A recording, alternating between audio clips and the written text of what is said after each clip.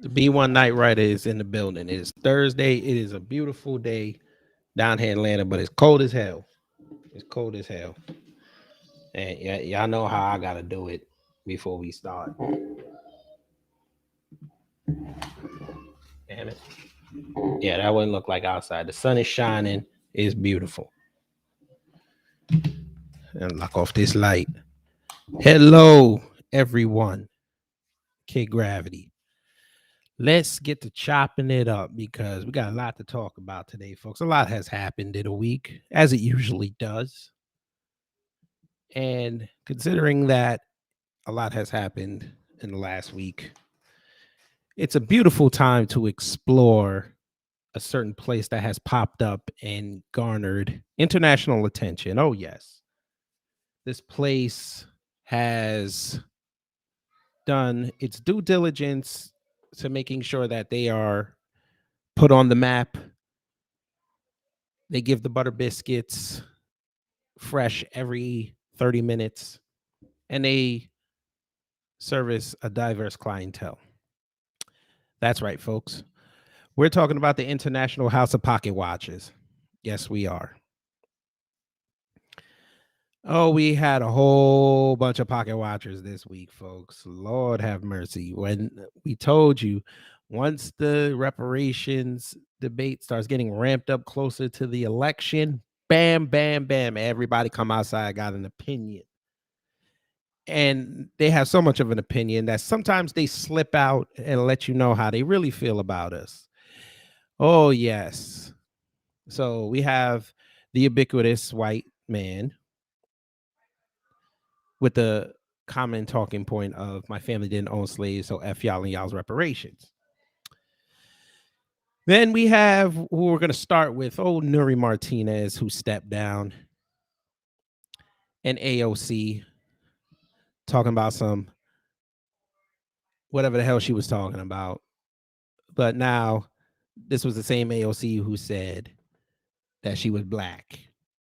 So that's why I put here, I'll say I'm black and Latino to be down. And we have the Africans / Caribbeans that are off code who say those American blacks. And everybody's watching y'all with y'all's reparation claims. And again, we're about 26 days away from the election, folks, from the election. If you vote, make sure you get your information ready. If you don't vote, make sure you educate people.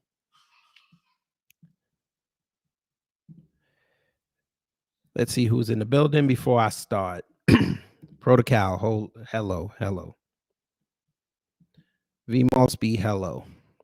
And Tweety Montgomery, hello. And shout out to Miss Flournoy and Codified Trucking over on Patreon.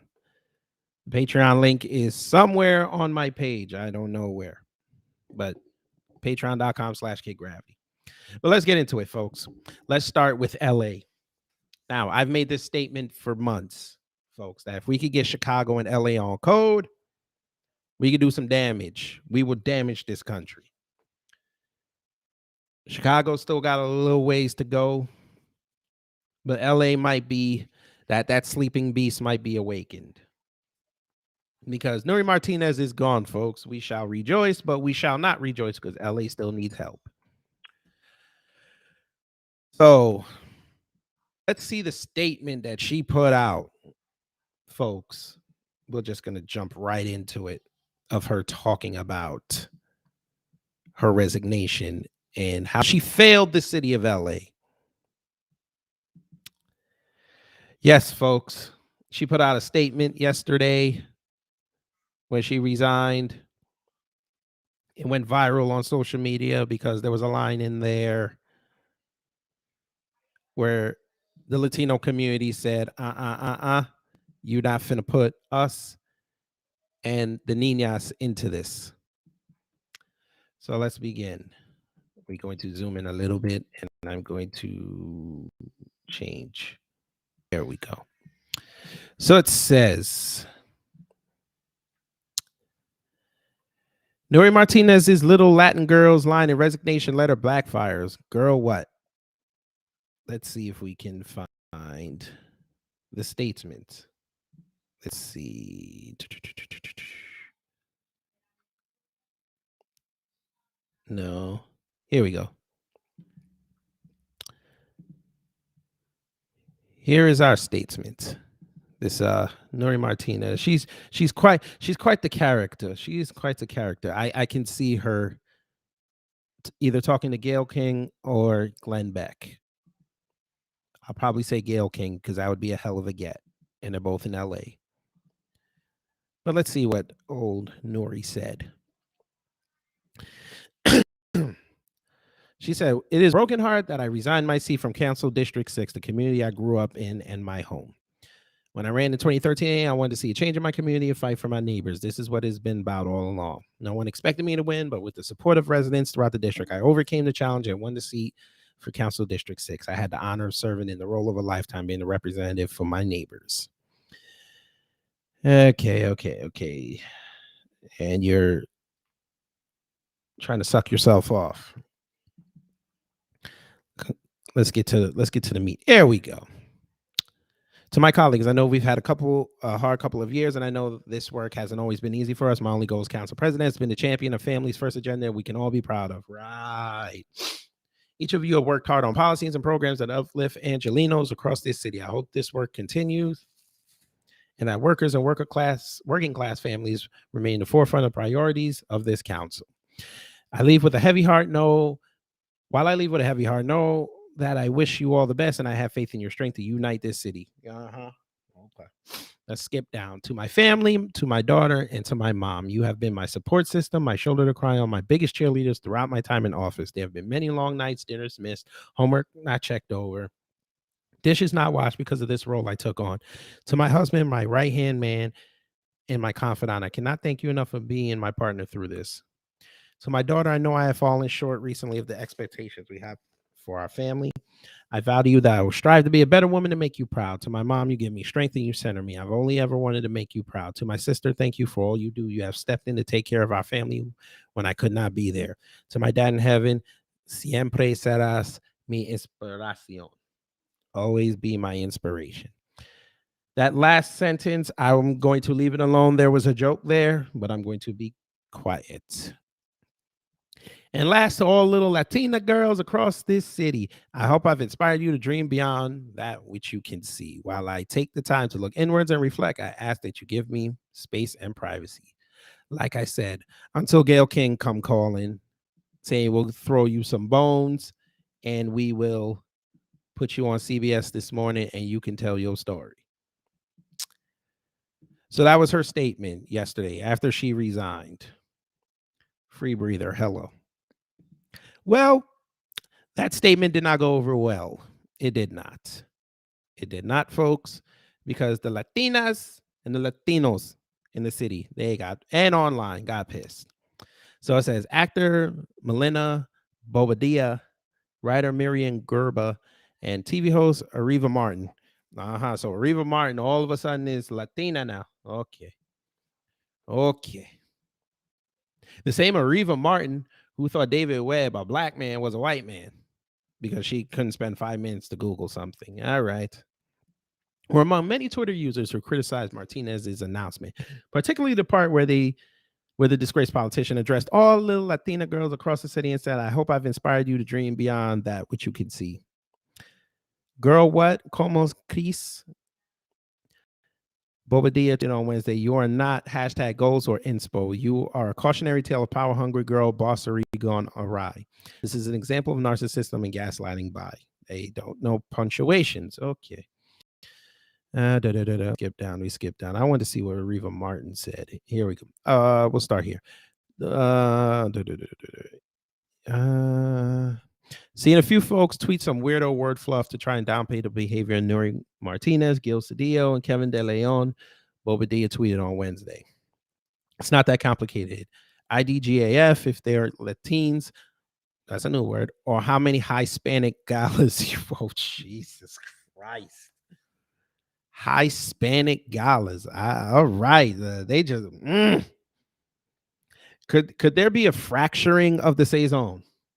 I need the family to put in weigh in with your thoughts. Do you think there's a fracturing in the saison? Hispanic. So are Latinos calling out their coons? Are they doing that? Let me know. Are Latinos calling out them mapaches? That is the word for raccoon. So pache. Are they calling out their paches? Let me know. Quatman, hello. I think 25 kid, hello, and Anthony Ali, hello. They're calling out their paches. But let's continue. We'll start again. It's not that complicated.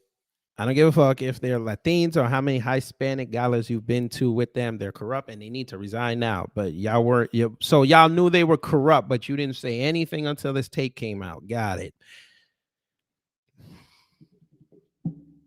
Okay.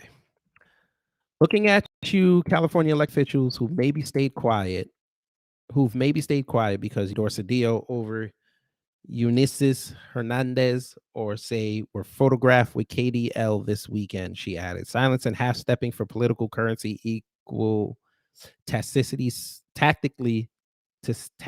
sorry. Supporting anti-black / anti-indigenous racism, gendermandering, and corruption. You bastards, so y'all knew this and didn't say nothing. This is what I mean, folks. This is what I mean. So y'all knew in your corazones that they were corrupt and y'all sat there and were quiet about it.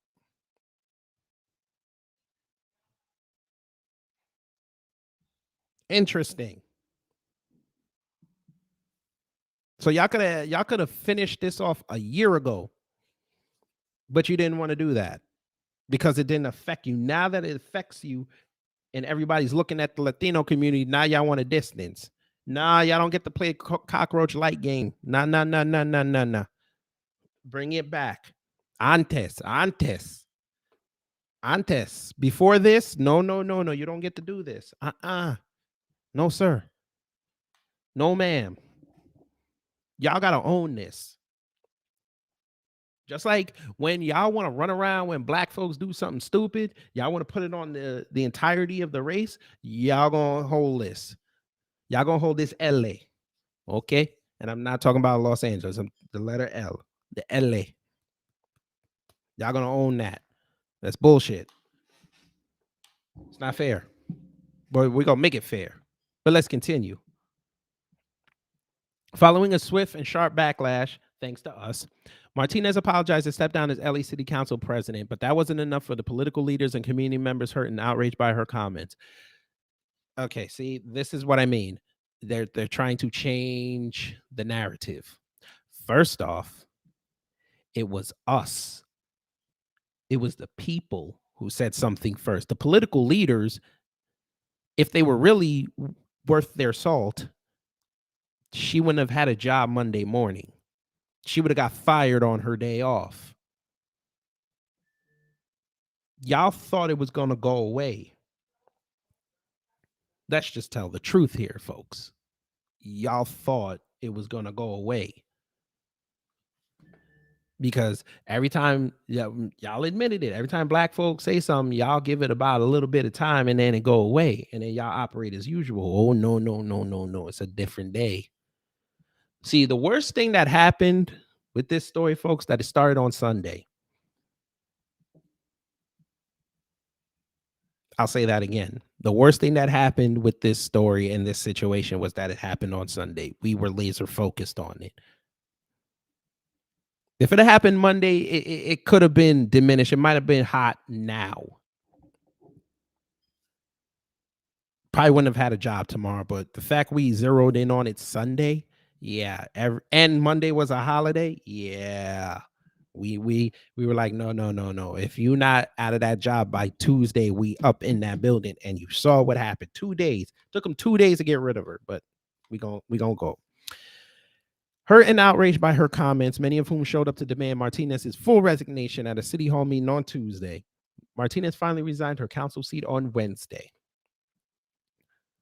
All little Latina girls across the city grow up to be like Nuri Martinez, tweeted Gerba, author of Mean and Letter to a Bigot. I don't know what the hell that is. Anyway. Sorry, Nuri Martinez is delusional, tweeted Ariva Martin, a CNN legal analyst and host of the special report. I guess that's where you got you. Okay. So that's where you went after they canceled Face the Truth with Vivica Fox. All right. Say less. In her resignation letter, she says, and to all little Latina girls across this city, I hope I've inspired you to dream beyond that which you can see. What about I'm sorry that I let girls and boys down by my bigotry and narcissism? Ma'am, again, Mr. Reva Martin, you should not be tweeting about this bigotry and narcissism.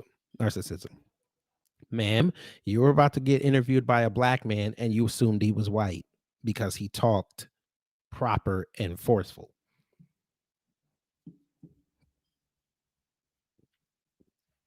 Then had the unmitigated gall to blame your assistant for not doing research when you could have easily done it while you were in the car. But okay. But okay.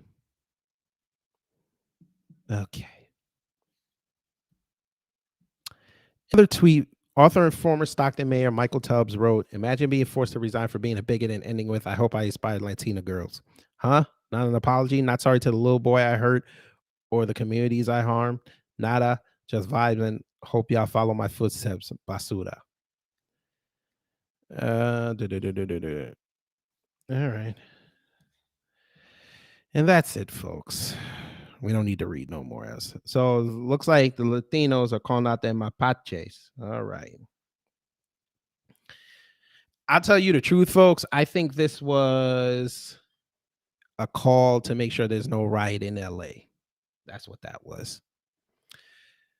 But we're going to transition, folks. We're going to go across the ocean, the Atlantic Ocean, folks, because African politics seems to have made their way over to our shores. Because apparently a lot of Africans are wondering what FBA and ADOS and Friedman are trying to do with their reparations. But I was curious about South African politics because I like to see a lot of people saying that South Africans are probably the closest people on the continent that identify with Black American descendants of chattel slavery. And I'm not real versed on that, folks. So I said I'm going to bring a guest on and let them educate me a little bit more, get me started somewhere. So I heard this sister in a Twitter space last month, and she was spitting that real shit. So I said, let me get her on and let her educate me. So I have Miss Lola from Twitter. Lola, hello. How are you? Hey, I'm doing very, very well. That's good. It might be a little bit of delay, but we're gonna work with it. I know it's late over there. It is, yeah. All right. So as I introduced you, um, like I said, with all this reparations talk going on here and trying to right Black America and get us to a point where we can compete on the world stage. I've seen a lot of tweets, people saying, "Hey, South Africans, they're like talking like FBAs. They're talking like the Black American descendants of chattel slavery." Can you give us like a ground report of what's going on in South Africa right now and how it's similar to what I guess Black Americans are going over here? Is a bit of a delay, but I'll try my best to try and speed it up so that everyone can hear. Happening in South Africa is not unique. It happens in every settler colony. Just South Africa is a settler colony as well. And what that basically means is that the British settled in both South Africa and America and found the resource. They did not leave. Most of the African countries, when they gained their independence in the 60s, the Portuguese, the French, all left the continent. But they didn't leave in South Africa. Marginalized the people, the indigenous people of the country, which is the Black people. With the Native Americans, you find that they want to now and bring in cheap labor, which is something that is very similar. And they, instead of understanding our cause, that we are not fighting necessarily, are fighting against a system which has been oppressive to the indigenous people of the land. During our democracy, first of all, our democracy is just 28 years, long enough to carry the continent. These people were independent in the 60s, looking up to them for guidance. But they've let down their countries. They want to flood to South Africa for whatever reason and disobey our. And this is what we are speaking against. And they refuse to understand this because it's about Pan-Africanism and ideologies.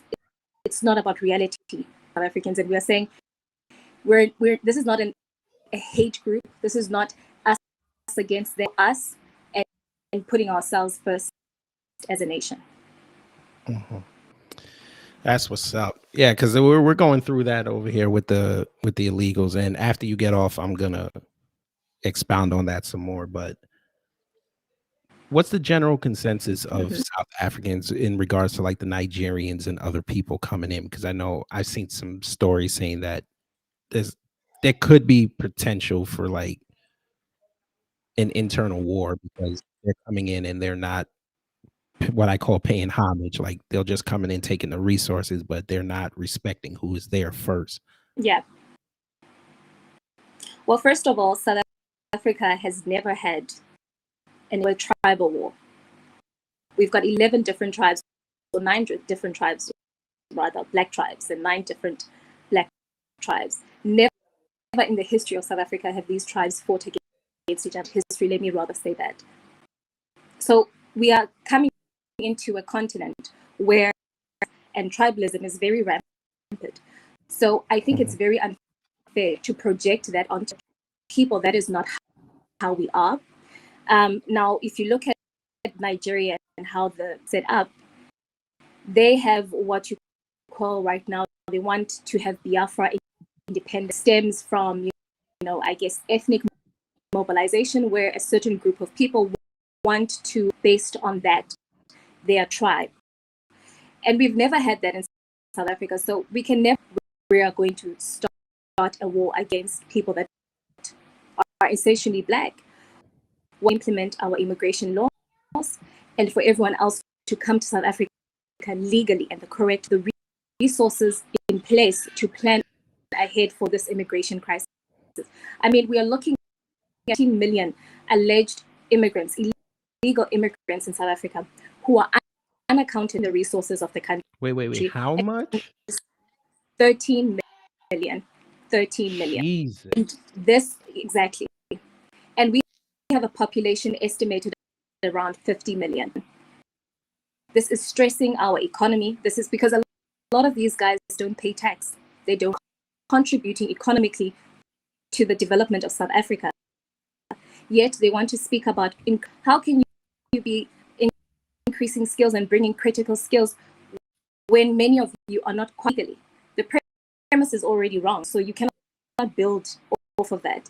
So we've got a big immigration. Just the day before yesterday, the United Nations made South Africa the human rights movements in the continent, if not the world, because we got the 196 countries that participated. We received 183 votes. I think this is a full-on agenda. This is not a coincidence. This is an agenda happening in one of our cities.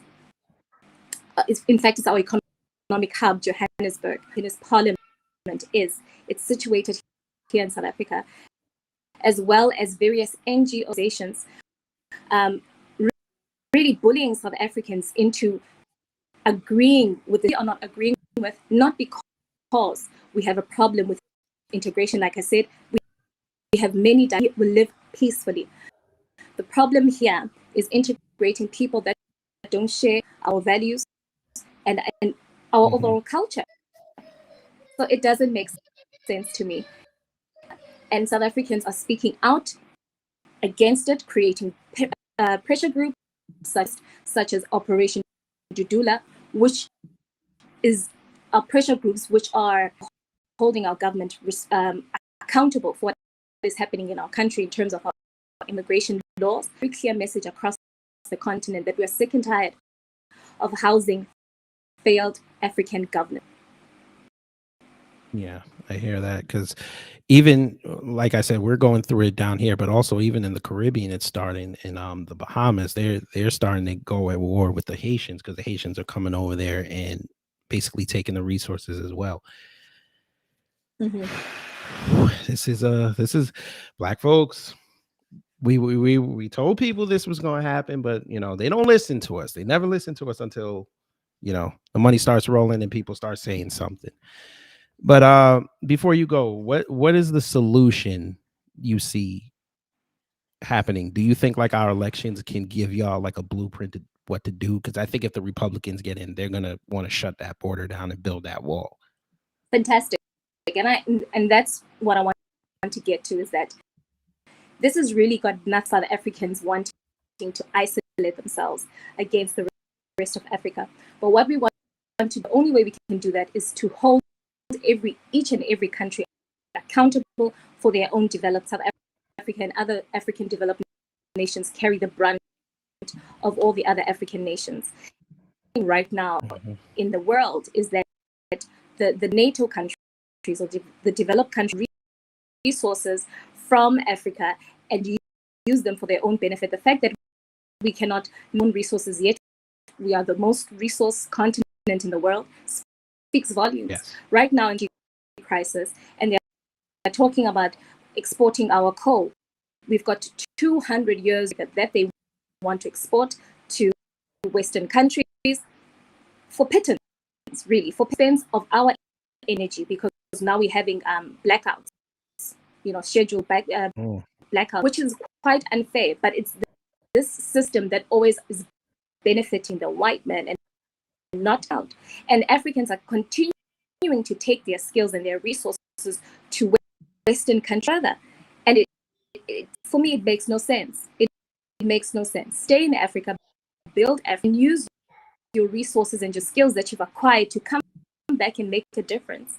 It can't be they up the brunt of what's happening in Africa. So the solution is the young African children need to a standard where they are patriotic and proud of where they come from, and they have a vision for fleeing, because you are fleeing to a place that is never going to sustain you or even develop your to extract and exploit. Yes, ma'am. Yes, ma'am. I appreciate you taking a few minutes out of your time. I know it's late as hell over there. Thank you so much. Enjoy the rest Yes, of your ma'am. evening. Yes, and stay safe over there. All right. You too. Bye-bye. Bye.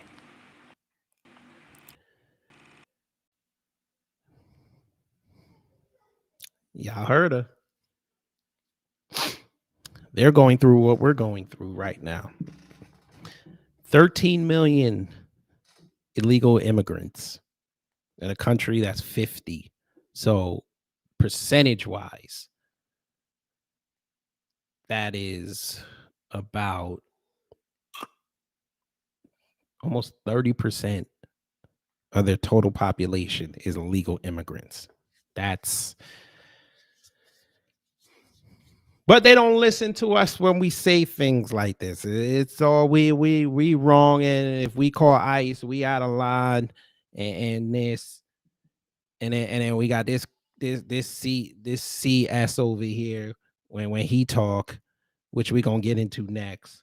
When we say something wrong, it's a problem, right? All right, Biden, you got it. Insult to my existence. Oh, 2040, the country's gonna be much white minority, and we got to get a handle on. You got to start working with them Hispanics, and everybody running around talking about, oh, they're gonna take over, and there's nothing we can do about it. Oh shit. Uh-oh. Biden, what did you do, sir? What did you do, sir? What does that say, folks? Immigration activists dismayed at Biden move to expand Title 42 to Venezuelan illegal migrants.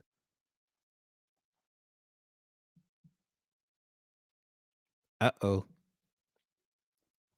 DHS announced a new humanitarian parole program along with the expulsions. Uh-oh. He's kicking out people? What? 27 days before the midterms? What? Let's read. Immigration activist groups are expressing their concern with the Biden administration's announcement that it will start expelling Venezuelans to Mexico using the Title 42 public health order, reducing entry pass to a limited parole program.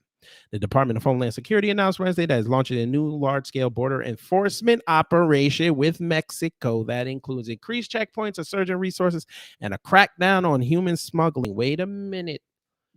Wait a minute. Wait a minute. Biden. Biden. Are you pulling a Trump, sir? Are you pulling a Trump? Are you concerned with the border? 27 days before the midterm, now you're concerned. Are you? Is it because you keep fielding phone calls from Eric Adams and Uncle Thunderbird over in Chicago? Did the Martha's Vineyard white people get at you, bro? Did they send a letter over to the White House? I need to know these answers, sir. Did Kamami come in one day and look all distraught when people were being left on her lawn? Is that what it was, sir? We told you this 2 years ago when you got in. Close that border. You said no. That's not your priority. Now it's your priority. We know what happened. See, the more you fuck around, the more you're going to find out. You played with fire, sir, and now it's burning you. But you got it. The administration also announced that all Venezuelans entering the U.S. illegally will now be returned to Mexico under the Title 42 public health order. Wait a minute. I thought you were lifting that. I could be wrong, but I heard you were going to lift Title 42, sir.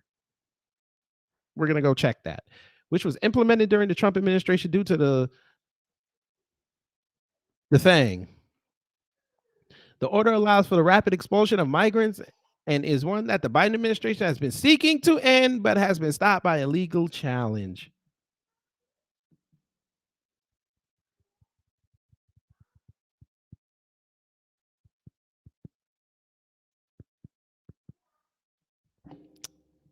You wanted to end it, sir, but you're using it while you wait to end it.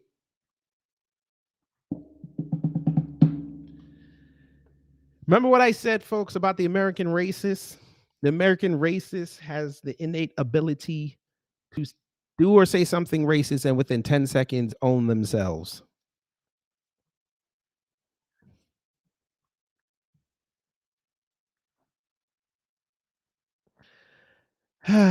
But we do have word from a Venezuelan representative when he saw this story come down.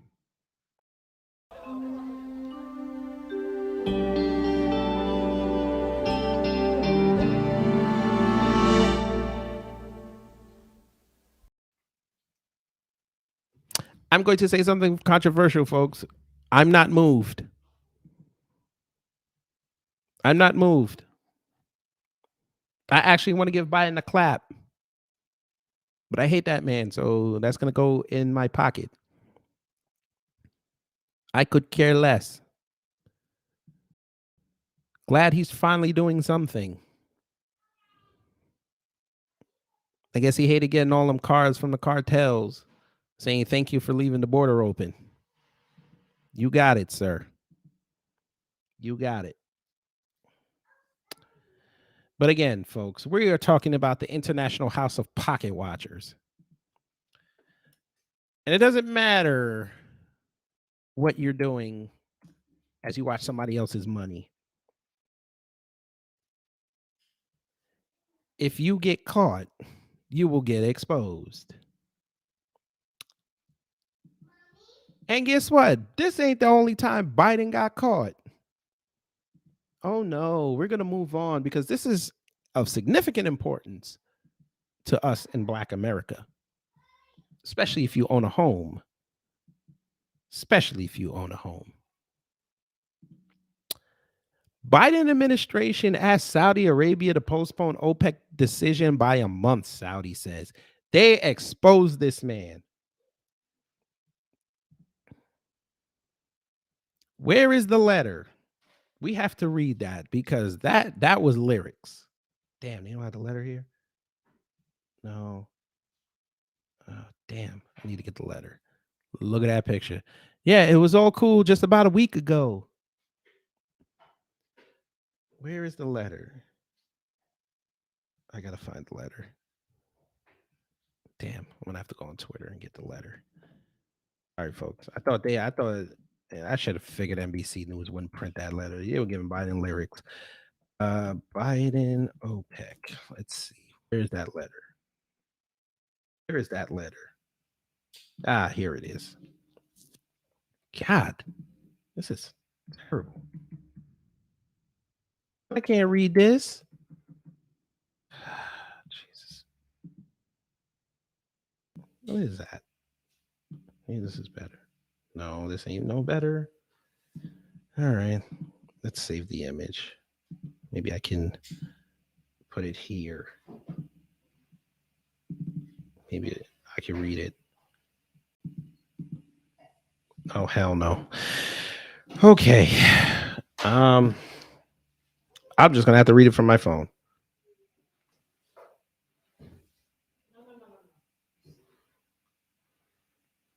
This is from the Kingdom of Saudi Arabia, by the way, folks. Kingdom of Saudi Arabia. All right, let's get this off the screen. Okay, so it says, we'll skip the first paragraph.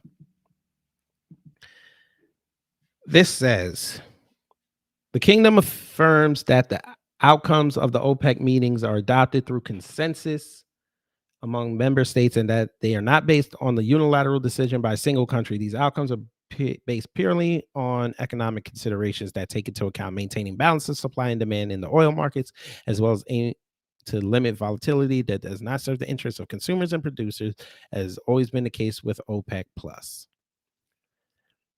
We skipped down a little bit. The government of Kingdom of Saudi Arabia would also like to clarify that based on its belief in the importance of dialogue and exchange of views with its allies and partners outside the OPEC Plus group. Regarding the situation in the oil markets, the government of the kingdom clarified through its continuous consultation with the U.S. administration that all economic analysis indicate that postponing the OPEC Plus decision for a month, according to what has been suggested, would have had negative economic consequences.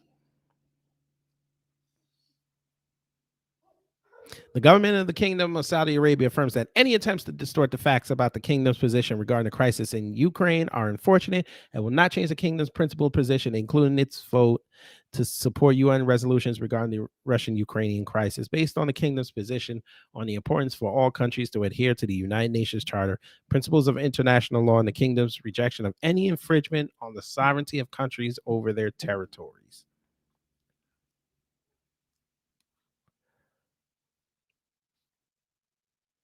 The kingdom stresses that while it strives to preserve the strength of its relations with all friendly countries, it affirms its rejection of any dictates, actions, or efforts to distort its noble objectives to protect the global economy from oil market volatility.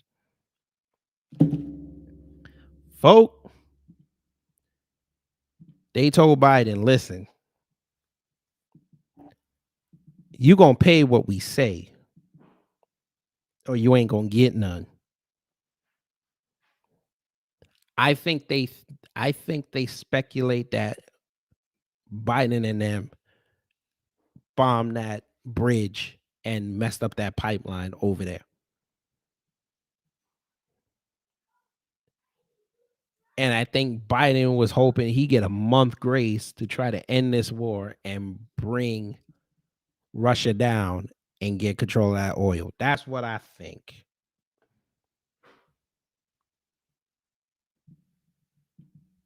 Let's see.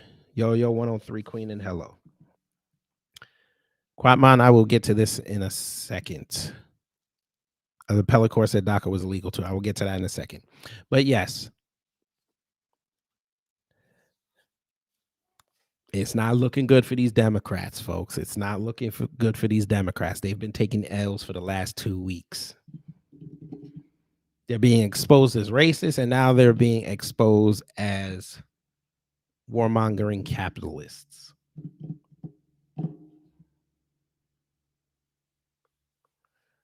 That man wanted to wait a month because he wanted the gas prices to drop so he can say that the Democrats are doing something with the gas in this country.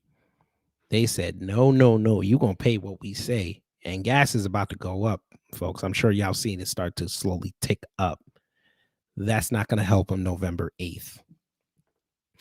But back to what Quatman said. An appellate court said DACA was illegal too. Yes, sir. Yes, ma'am. DACA is right now illegal. So if you're not in that program, you're getting shipped out. If you are in the program, I think you get I think they said limited resources, and I think you're still in the program, but once you're in DACA, you're still up in the air. But yeah, again, I don't feel nothing for them. I don't. Come in legally, cool. But this illegal immigration's out of hand because it's hurting us.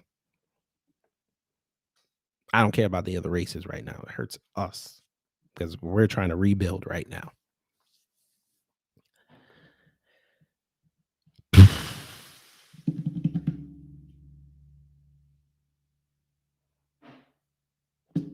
But let's move on, folks. Pocket watching. The midterms, folks, the midterms.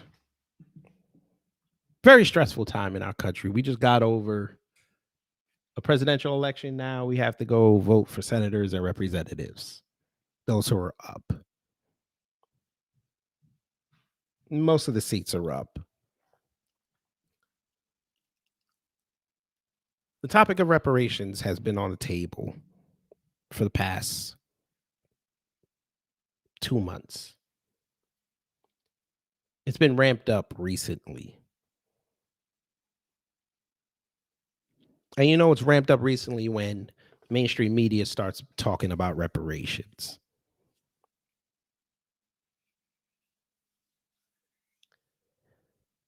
Unfortunately, there's a lot of bad actors out there trying to distort the conversation, and we can't have that. Now, I could talk about Newsom signing that order saying you got a year to present your findings. That's easy.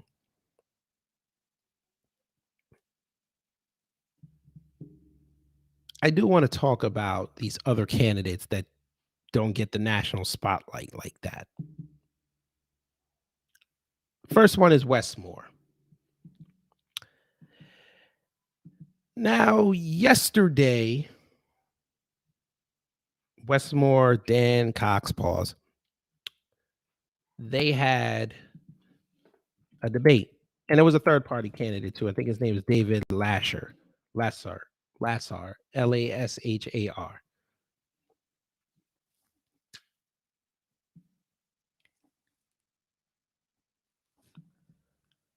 They said, who was the moderator, asked them a question about reparations. He asked them both.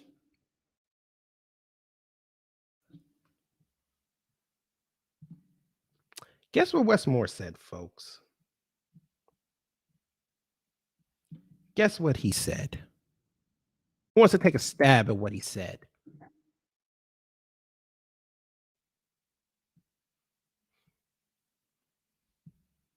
That's right. He got on that stage yesterday in front of folk and said he does not support reparations. So we finally got the confirmation.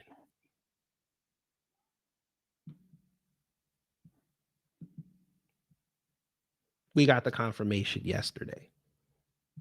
If you're in Maryland, if you're on Twitter, you might have saw it. But yes, folks, that man last night on that debate stage said he does not support reparations. I need the Maryland folk to make sure you don't vote for this man.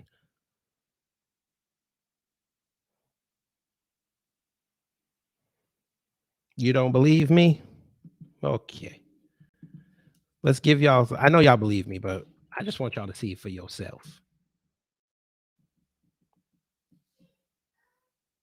Now, this was September 20th. We'll go down a little bit.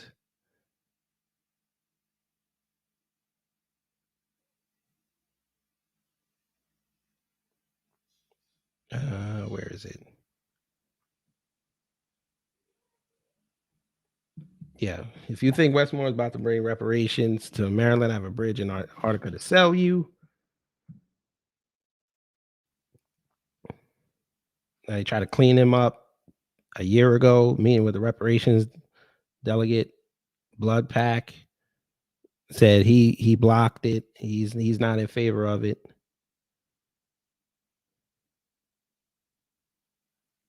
Now, this is the David Lasher guy.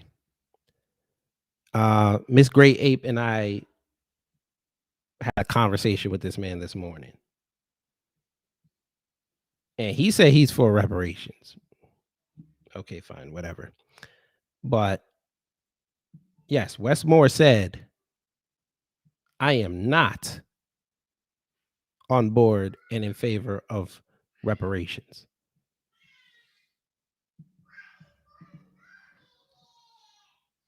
Yes, that's right. Hashtag no more.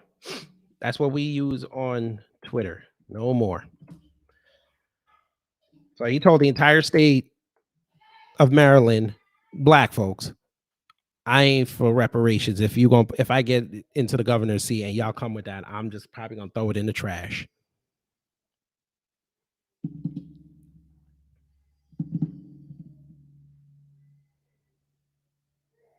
So I asked Maryland, do y'all really want to stand with this man and leverage your future and your family's legacies because you don't like the Republicans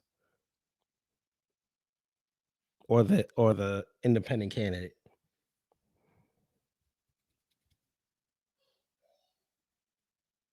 I'm just asking for the folk.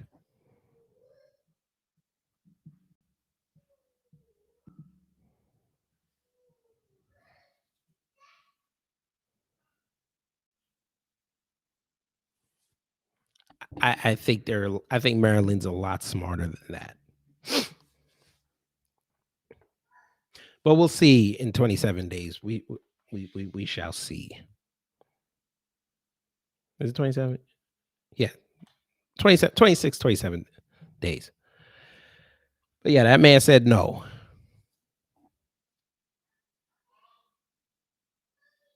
Then we move on to y'all's Stacey Abrams. Oh yeah. Stacey, how come you haven't said anything about reparations in a while? Haven't said a word. Shout out to Nas.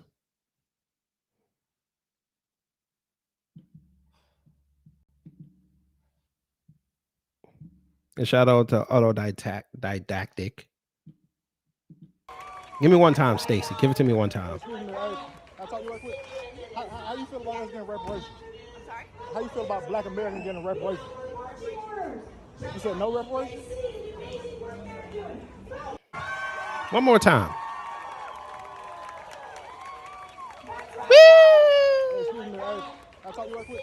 How you feel about us getting reparations? I'm sorry? How you feel about Black Americans getting reparations? You said no reparations?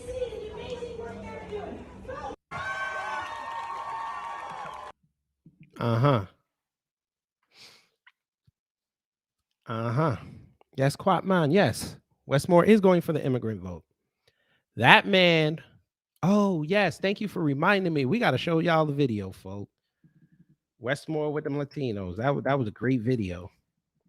Shout out to Miss Great Ape and Roz from the DMV. Shout out to them. Where is that video? I think she sent it to me. Where is it? Where is it? No. Where is it? God damn it. Where is it? Yes, y'all are seeing my thing. Where is it? God damn it. And this thing ain't got no search box. Where is it? All right, whatever. I'll try to find it. Yeah. They got the Westmore. And they put together a nice little video that I want y'all to see. Where is it? Where's media? There it is. Ah, they pinned it. Nice. Proud to be here, and we are here to say that Maryland will be a state that is not just welcoming to our immigrant communities, but our immigrant communities will take a rightful leadership place in our state. What? Wait, what? Say it again. Say it again. One more time. I just need y'all to understand this. Send this to your Maryland people. Maryland will be a state that is not just welcoming to our immigrant communities, but our immigrant communities will take a rightful leadership place in our state. But our immigrant communities will take a leadership place in our state. Leadership place in our state. Interesting. And by the way, he's for illegal immigration, by the way. Interesting.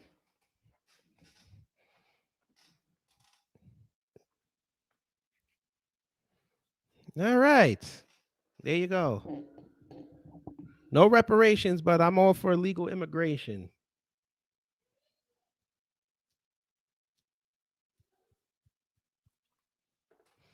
Cool. Yeah, I hope I don't get dinged for that. Because I played like 3 times. I hope I don't get dinged. But we'll see. Yes, sir. This is who... You know what? As a Jamaican, I'm ashamed of this man. They're trying to turn this man to Obama 2.0. Can't have that. Black America cannot handle another Obama. This man's lied where he's from. And this man is placating to immigrants instead of placating to people that have been there.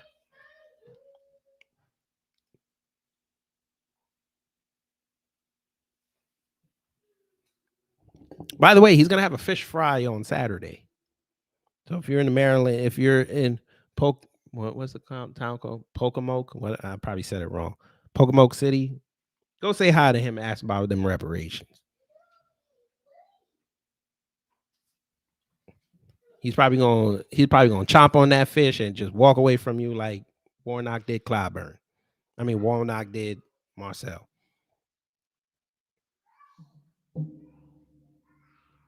Speaking of which, where are my Georgia people at?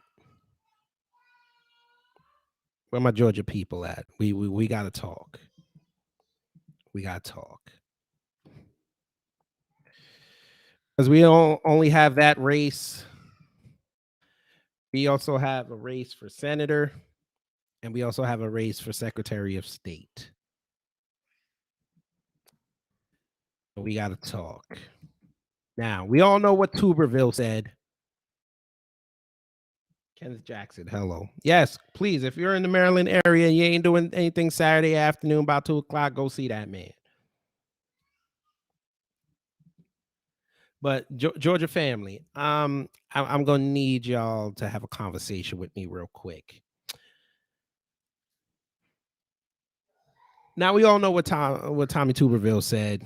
He basically created reparations to criminals, which is them trying to change the argument and try to make it seem worse than it is. But funny thing, Warnock was aware of what he said, but he didn't say anything about it, which I found very curious. And I was going to give him grace because, maybe he out there campaigning.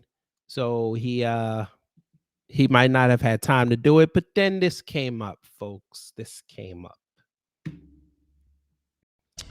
Every year, 772 billion of these are grown in Georgia. That's nuts. That's over half of America's peanuts. Very nuts. So when foreign countries tried to block us from selling our crop, we needed. Of course, they had to put the coon music behind it, but you got it. Republican senator from Alabama to eliminate the regulations and stand up for farmers. I'm Raphael Warnock, and I approve this message because I'll do anything if it means helping Georgia. Now that's really nuts. One more time. Every year, 772 billion of these are grown in Georgia. That's nuts. That's over half of America's peanuts. Very nuts. So when foreign countries tried to block us from selling our crop, we needed someone to fight back. That's why I partnered with a Republican senator from Alabama to eliminate the regulations and stand up for farmers. I'm Raphael Warnock, and I approve this message because I'll do anything if it means helping Georgia. Now that's really nuts. Anything. That's quite interesting, including this. Dancing queen. Dancing.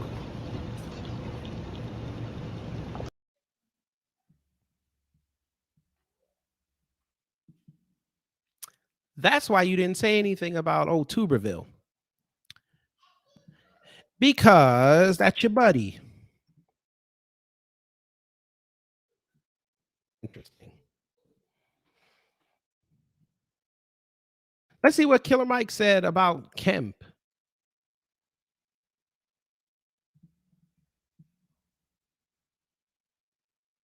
But in a state Fair like use. Georgia, you have to meet people where they are for real. And what I mean is, I'm from Atlanta, and 15 minutes outside Atlanta is Georgia. Georgia's 35% black, 35% African American, which means the rest of the people not black. But they are they are poor, working, and middle class. Wait a minute. Georgia's 35% black, 35% African American, which means the rest of the people not black. But they are what? Poor, working, and middle class. The guy she's running against. Did he misspeak, or is he trying to say that this state is 70% black? Maybe he misspoke. I'm going to give him the benefit of the doubt. I'm going to say he misspoke. 5% African American, which means the rest of the people not black. But they are poor, working, and middle class. The guy she's running against is running an effective campaign, and Brian Kemp is running an effective campaign. I would advise, if I was in Ms. Kemp's camp, you need to go everywhere he just went. Ms. Abrams, you need to go everywhere Brian Kemp just went, because what Brian Kemp did was have an effective with black people. And I would love to see her do that. But if she doesn't, that ain't our fault. Woo. Killer Mike is going to be the first one they go chop down, but that's all right. That's all right. We need that. Thank you, Killer Mike. You're going to be our general when Stacey loses and she gets to blaming black men. Don't think she ain't gonna call up Fannie Wills that night and say, "Listen, what kind of skeleton Killer Mike got in his closet?" They go look at your Greenwood bank, see if they can RICO your ass. But on to what he said. Stacey's losing for one simple reason, folks. Her pander game ain't working. A confident candidate would not be asking for outside help.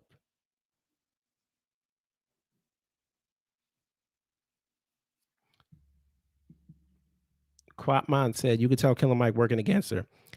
If y'all go watch the Revolt Summit in 2019, where you talking about Candace Owens, he low-key was shading Stacey Abrams without saying her name. I advise y'all to go back and watch that entire panel from start to finish. You will pick up what I said. He low-key shaded her and the Democrats without even having to say their name. Well, he said Democrats, but he didn't have to say Stacey's name. Stacey's pandering the wrong way. See, you can pander and be effective, but you cannot pander and be ineffective. She's ineffectively pandering by bringing out black people as props. Don't give me that she met with black men and black business owners and that was effective. It was not effective. Because if you listen to what she said, all of her talking points there were about everybody else but black men. And for those who don't know, I'm fixing to pull this up because a lot of people down here forgot about this. She says, oh, I want to help black men raise their portfolios and the rest of the BS that she was talking about.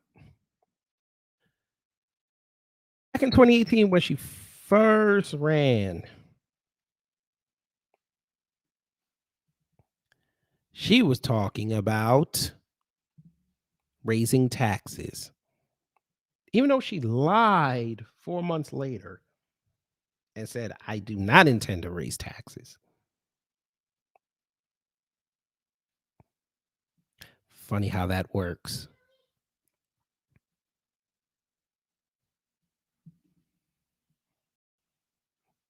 That's okay. We take this off. Now, I know y'all going to be like, okay, you went on a right-wing site. Okay.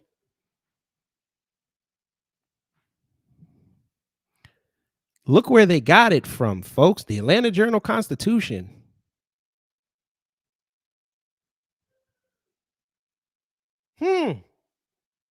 Interesting. Okay.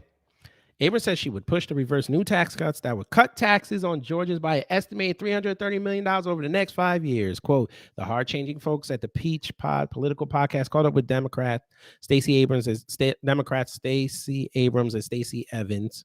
Oh, double Stacey. Okay. Whether they would revisit a new law that cuts taxes on Georgians by an estimated $330 million over the next half decade. Abrams, a former House Minority Leader, said she would push to reverse the cuts and funnel the extra cash instead into, quote, real programs that would advance economic justice. Her top priority is expanding Georgia's Medicaid program, which Republicans have resisted over fears of long-term costs. By the way, Governor Kemp, back in August, eased that restriction a little bit. It's not perfect, but he eased it a little bit. That's all right. Atlanta Journal-Constitution, March 22nd, 2018. Abrams voted against reducing the income tax for the state of Georgia, passed 154 to 18. She voted against it. April 1st, 2008. Abrams opposed a bill to freeze property tax assessments. April 1st, 2008, same day. Abrams voted nay on a state constitutional amendment to prohibit income tax increases. March 18, 2014. In her run for governor, Abrams has led Georgia Democrats in a dramatic turn towards progressive policies and to the left. Georgia Democrats took a dramatic turn towards progressive policies in last week's vote as part of a broader realignment that will shape November's elections by shifting the party's philosophy away from decades of centrist appeals. The sharp tack to the left was headlined by Stacey Abrams, a Democrat nominee for governor, who maintained that trying to appeal to moderate GOP voters was a lost cause and won a sweeping mandate from her party to refocus its attention on policies that would energize left-leaning Georgians. Atlanta Journal-Constitution, May 25th, 2018.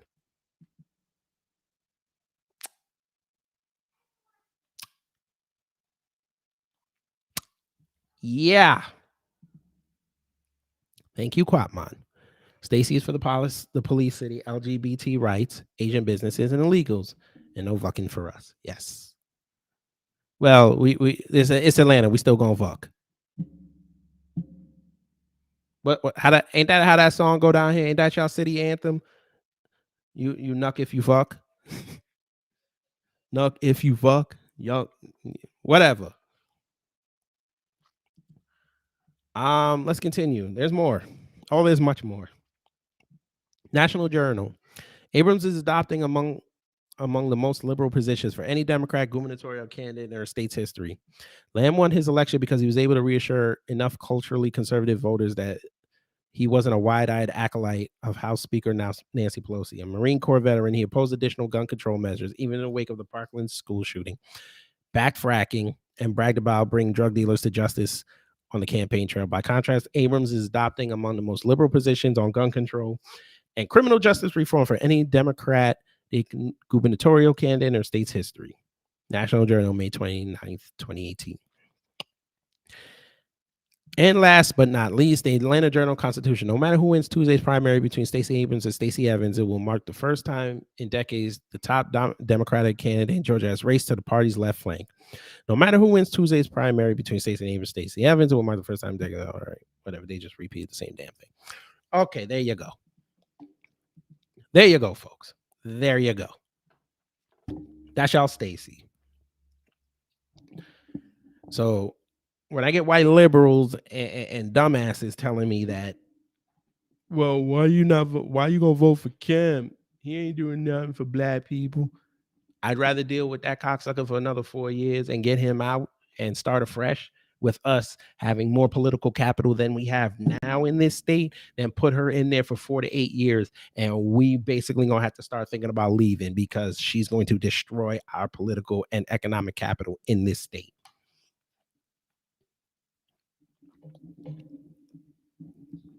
The woman literally said, I'm going to raise taxes. And then a week before the election, tried to backtrack it.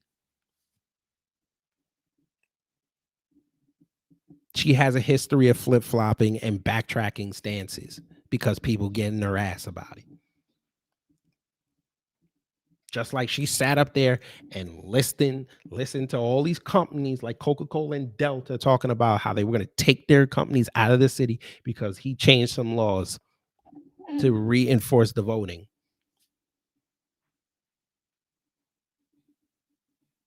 We lost millions of dollars from the MLB and that festival, that music festival, because she floated that stuff out there. Come to find out it was BS anyway. So you done made two major corporations in this city look stupid in front of people. Then you went on TV and lied about it when we have the proof. You go on these outlets saying you weren't in favor of the boycott. What did you think they were going to do, man? The second they said, listen, these laws are no good, we're thinking about leaving, you should have came outside. You should have come outside and said, listen, we got to talk. You let them do that for about a month. And when it started hitting their bottom line, you saw them quickly backtrack. When Ken pulled that power play with Disney and said, listen, y'all going to leave, that's cool. But if y'all consistently gonna sit up here and knock me, I'm just gonna take away your tax breaks and your tax haven. Yeah, it's gonna hurt the city for the trade because you guys like filming down here, but I gotta do what I gotta do for the city and I gotta do it for the state. You see how quickly they said, all right, we're gonna back out of this politics stuff. But it didn't matter because Stacey wasn't going for Disney. She was going for Paramount. She wanted to be the president of the earth. All right, you got it. And then I love the fact that she sat up there and said, oh, Governor Kim, you made $3 million while you were in office. Ma'am, this is why I said, and I titled the show the way I did, International House of Pocket Watchers. Ma'am, you had negative $200,000 when you ran in net worth due to your student loans. Ma'am, you're worth about $6 million right now. Now, I could be wrong. I could be wrong, but I'm pretty sure it said 6 million. I could be wrong. Let's see. I was wrong. $3.17 million. That's what she's worth. That woman in 4 years raised her net worth almost $3.5 million.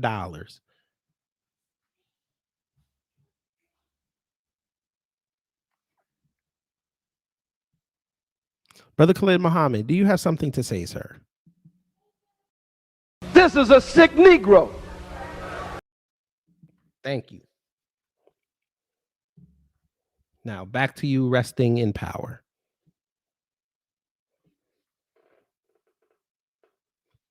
One more again.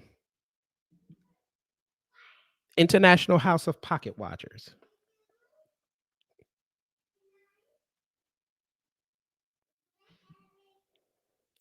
You went online after Kemp talked to a whole bunch of black men in Atlanta and tweeted like a scorned lover.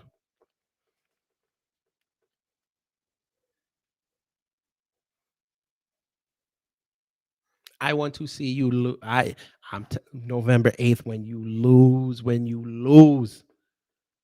Y'all gonna see me on this live stream. I might go get me a big old plate of barbecue because that's what she gonna look like when it's all said and done.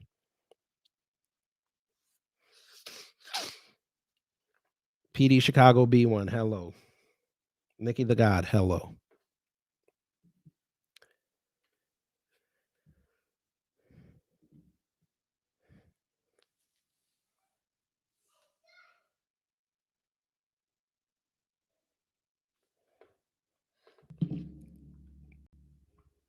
So let's recap before we move on.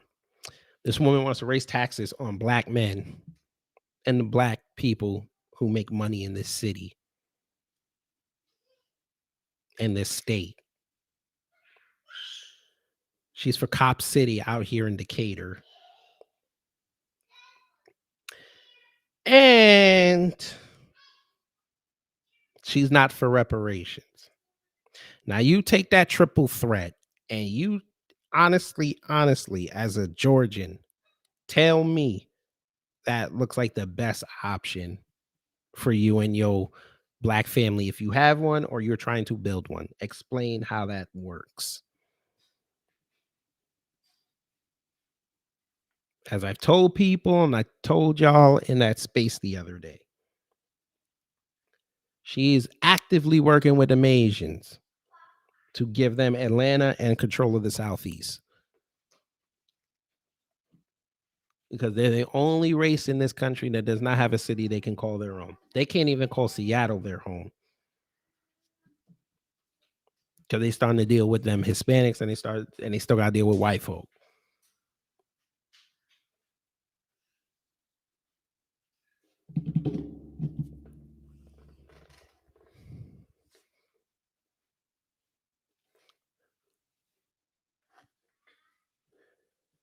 But okay.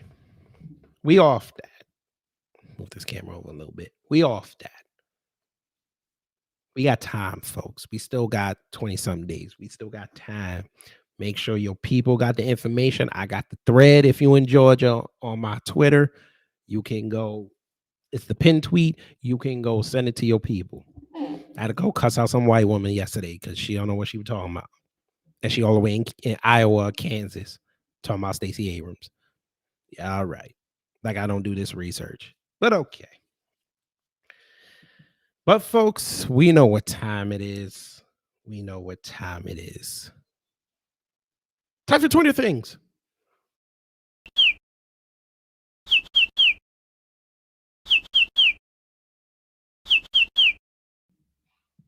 That's right. It's time for Twitter things. This is where, if you're new here, but most of y'all are not, this is where I've curated videos over the week that I feel are funny or thought-provoking, and we laugh. So we shall begin. We got to begin with this, folks.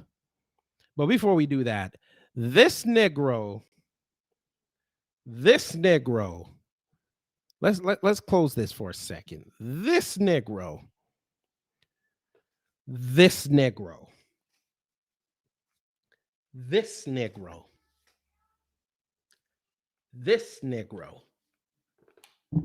had the unmitigated gall to say this on MSNBC the other day. I want y'all to read that. Let that breathe and get on your soul.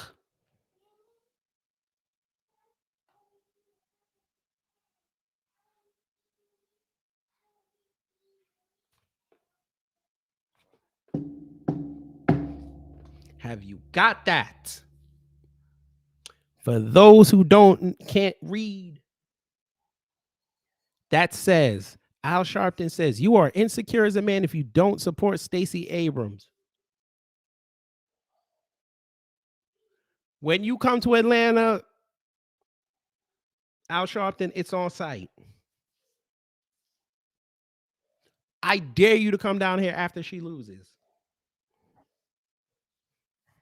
Put out wherever event you are at. I will stop where I am and I will come see you. I want you to tell me that.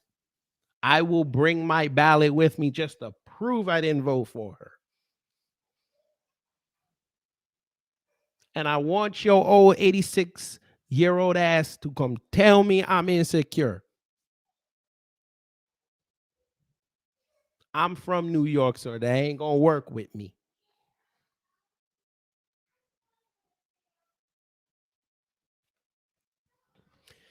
You talking about somehow black men, because that's what that means. Let's fix your statement, sir. Al Sharpton says you are insecure as a black man if you don't support Stacey Abrams, because that's what really meant. That's what you really meant, sir. But you knew you could not say that in front of that white woman. You knew better. I think she was white. You knew better. Hey, since y'all say y'all hate Stacey so much, whole lot. Whole lot. Lord have mercy. Is that not the look of a feminist for it? God, dog. Lord have mercy. Her teeth fucked up, boy. Her teeth fucked up, boy. God, dog. Listen here.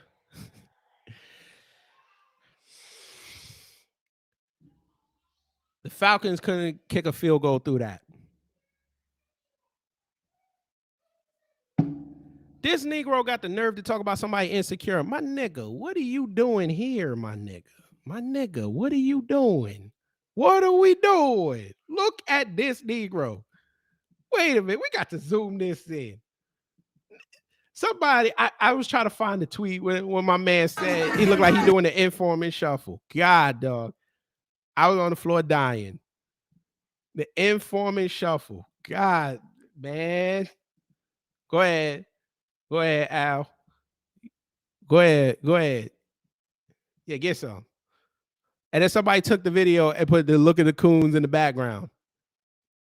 Look at this Negro talking about somebody insecure. I ain't gonna front though. He from Harlem. They got some moves. I ain't gonna front. Look at this shit. This nigga dancing like George Jefferson. God, he look like he dancing with Helen Willis. Look at him. Look at this man. Get some. Get some.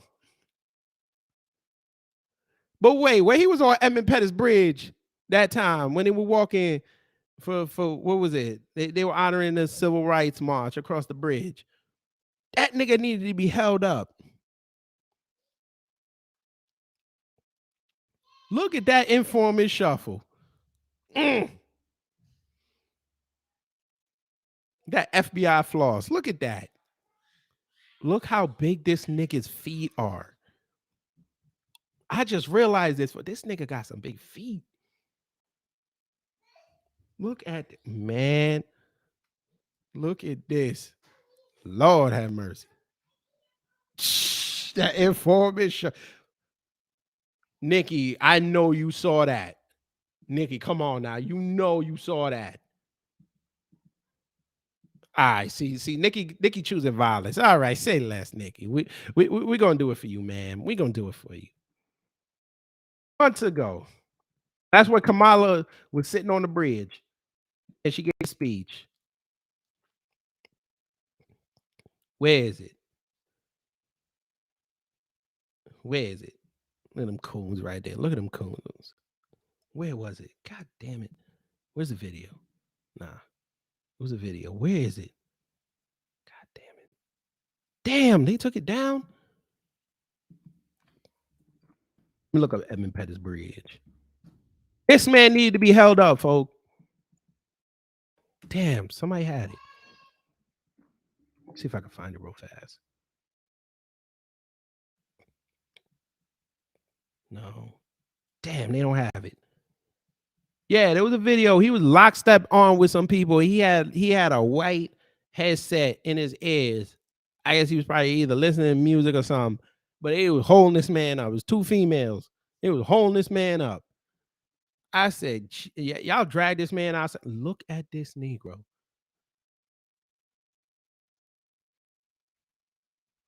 Damn. Must be nice. Anyway, we off that. Look at that informant shuffle.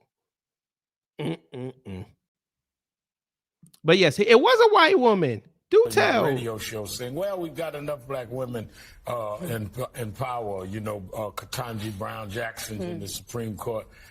We have Vice President Kamala Harris. She's not black. I want to vote for Stacey Abrams. Who would not be proud of Stacey Abrams? Me, which I'm not. Does he need a kickstand? That nigga need a wheelchair. That nigga need. You know what he need? All right, whoever saw the movie Face Off? Who remembers the movie Face Off? It's 25 years this year. Who remember that movie when they sent John Travolta and Nick Cage body to prison and they had them magnetic boots on? That what Al need.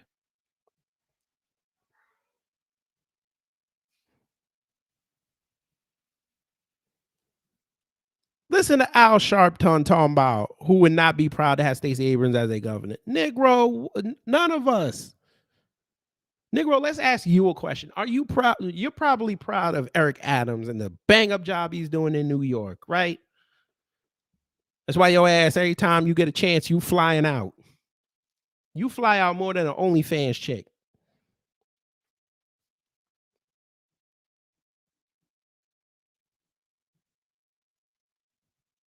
And it wasn't lost on me, folks. Look at the bottom. It was not lost on me.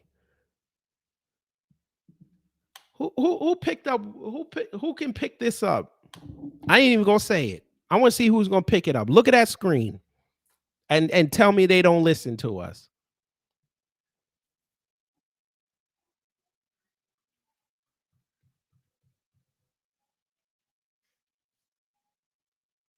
Y'all see it, right? I'm gonna see if anybody else gets it. PD said he saw it.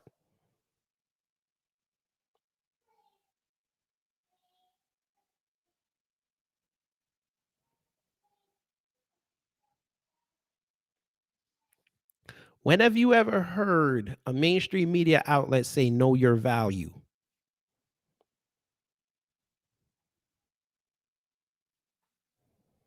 Does that not sound like no tangibles, no vote?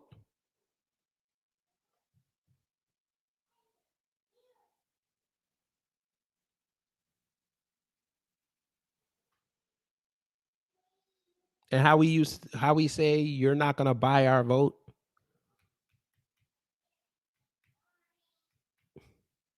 Unless you come with specific tangibles, we not voting for you in them booths. And you got this informant sitting up here telling white women, Jason Black has been proven again. I have to get, you know what? I ain't never done this before in life. I'm finna do something. Jason Black was right again. You want to know the truth about what a black person thinks? Put them in front of a white woman or a white person and let them ask the questions. That man knowing his heart of heart, Stacey Abrams is not the wave.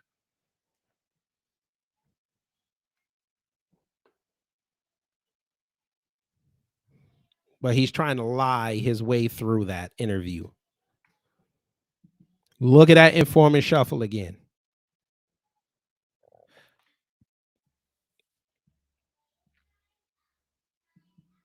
You got it. You got it. Let's continue. Here we go. This was funny. We're going to let it restart. Y'all will like this video. This was hilarious. Never stop standing up for Big Pharma and standing against my constituents. He's like, I got this. I got this. Never stop standing up for Big Pharma and standing against my constituents. He's like, I just won. I will never stop standing up for Big Pharma. Do tell. And standing against my constituents. Yes, ma'am. I'm glad you said that. I'm glad you said that. So glad. That's the Democrat for Minnesota's 2nd Congressional District. That's the Democrat. They don't even care anymore, folks. They think they have those votes so sewed up in a bag that they don't even care what you say because they know they got enough sheep that'll vote for them anyway because they have a D behind the pause.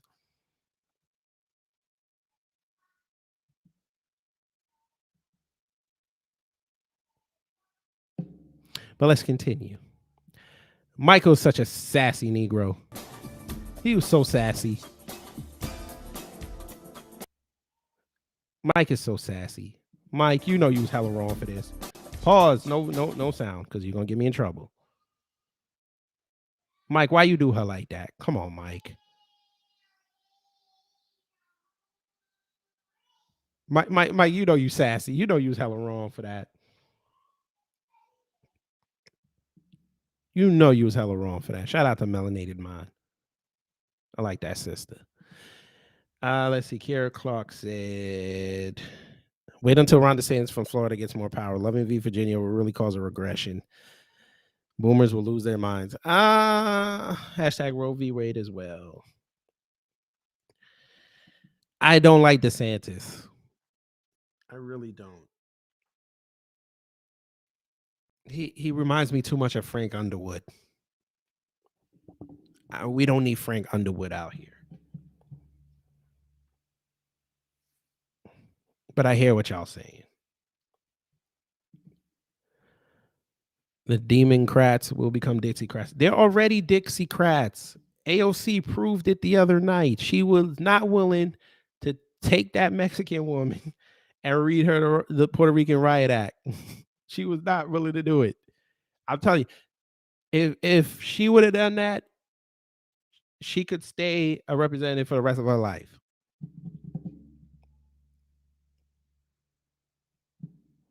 But she took the cheap way out, the Democrat way out, to say that she was wrong, but we still got to come together.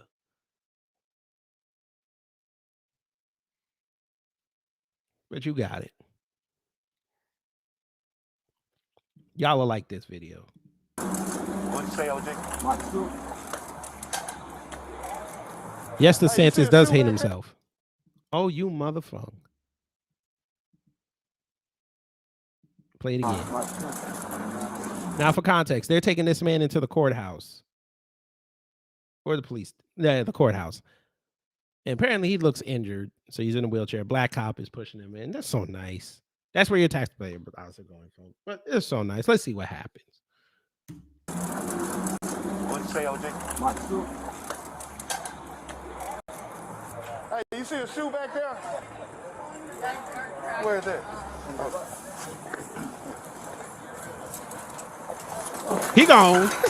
He gone. He gone. Get the running.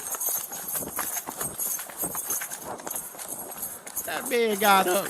Broke naked on. He got up. I'm finna shoot your bitch ass. I'm finna shoot you.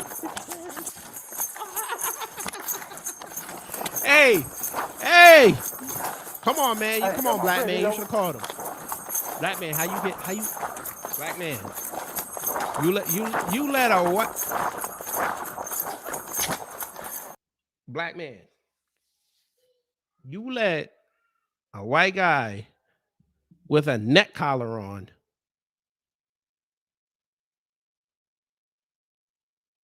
smoke you. I repeat that again. You let a white man who was sitting in a wheelchair with a neck collar smoke you on foot.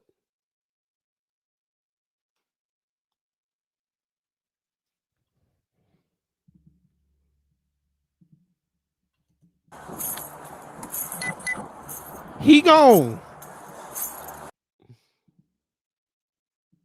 And then you sat up there and was asking people if you seen this man. We just gonna go to the end. Now this is his man's. Dude ran, man. Yeah, where my radio? Yes, he did. Dude ran? Yeah. What? He took off? Yeah, right straight up this street. You know what that mean, right? That mean you finna lose your job. No, Maxwell Jenkins, that was real. That was real.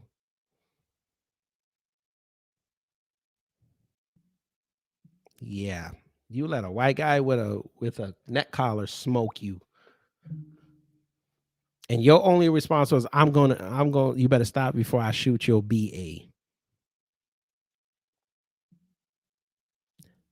You will never live that down in your station house ever in life.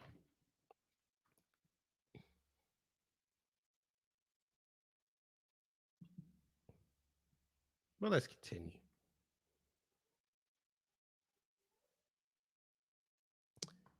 Who remembers MIA? Who remembers MIA? She did Fire, Fire, Galang.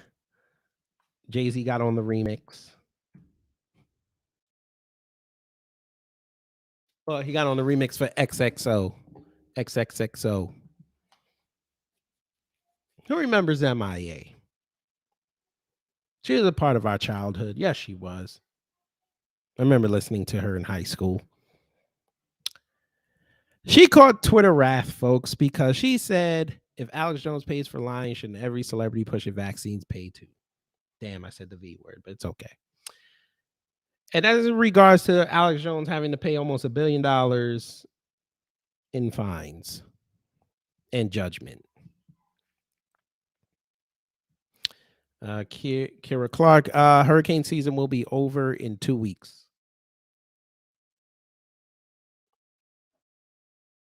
Hurricane season's from May to, well, it's like May to November.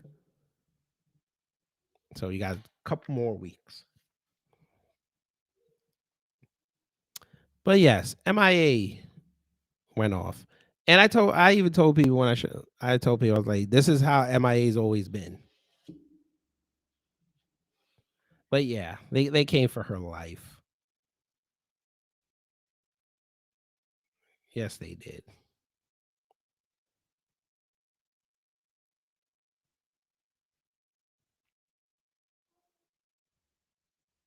Yeah. Yeah. But what y'all think about what she tweeted?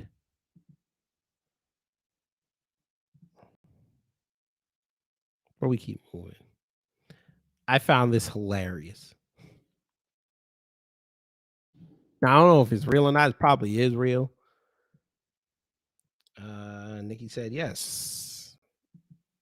Paper Planes, yes. Great song, Paper Planes. Here, Clark, 965 million is a lot of money. Yes, it is. That is a lot of money. But he can appeal it, which I'm sure he will. So this is from Chad Boogie on Twitter. He said, "Hi Chad, somebody texted him and said, hi Chad, I'm Joyce, a volunteer with McIntosh Seed, a Georgia-based nonprofit. General election is on November 8th and early voting begins October 17th. Will you commit to making your voice heard this November? To opt out, text stop to quit." So Chad said, "I'm voting for reparations." They come back and said, "I'm opting you out of text immediately. Have a great day."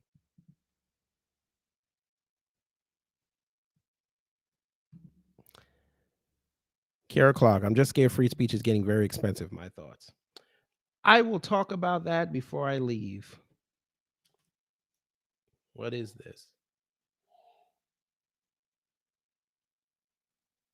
I think somebody cussed me out on Instagram.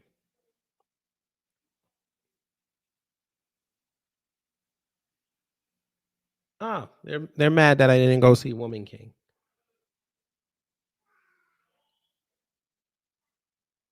So I'm just telling them to go look up the Dahomey and then come back and see me.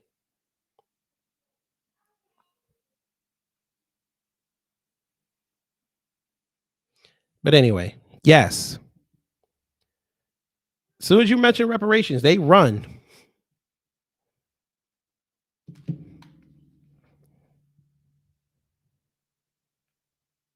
Actually, I'm going to pin your comment because I don't want to forget it. So reparations is our raid to find out who's racist against us.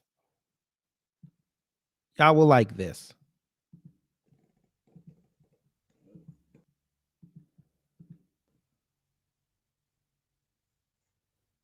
And y'all got cats. Cats ain't stuff.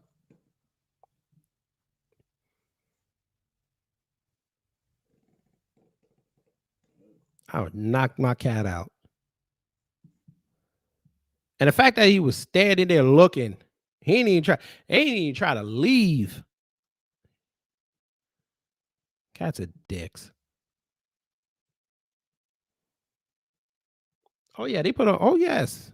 As soon as we say reparations, it's either they run or they gonna start cussing us out, talking about some. Oh, my people didn't enslave your people. What that mean?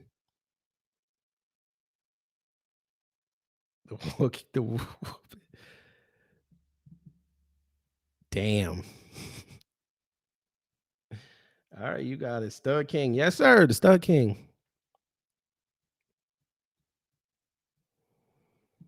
Maxwell Jenkins said, now that we want reparations and the black agenda have become, and the black agenda, we have become persona non grata. I thought they wanted my vote. Oh, for nothing though. Oh yeah. A black agenda. I told y'all with a black agenda, Black America would be the second biggest economy on these shores and top 10 GDP in the world. Probably in number 4. Can't have that. Hit a legend. High and tight. That's not my culture. That's not my culture. They come over here, they get, all right, a Vietnamese girl. She called me a nigger. A nigger, a Vietnamese girl. I know it's not part of their language. Can't nobody tell me that's part of their language. But I'm going to go over here. The beast, you know that. See, we go over here, we fight. Okay, we fight to defend the water we drink, the land we grow our food on, and our way of culture. We also fight to protect Rockefeller's foundations. We fight to protect J.P. Kennedy's foundation, all these different kind of foundations that the black man can't partake of, you understand? And then we go back, we're continuously harass. It's not necessary. This ain't what we heard, this is what we know. He said that's my man. Shout out to that brother. Rest in power. Anytime I see that video, I got to play it because he was talking real stuff. We do all this fighting and we can't even reap the benefits of the fight.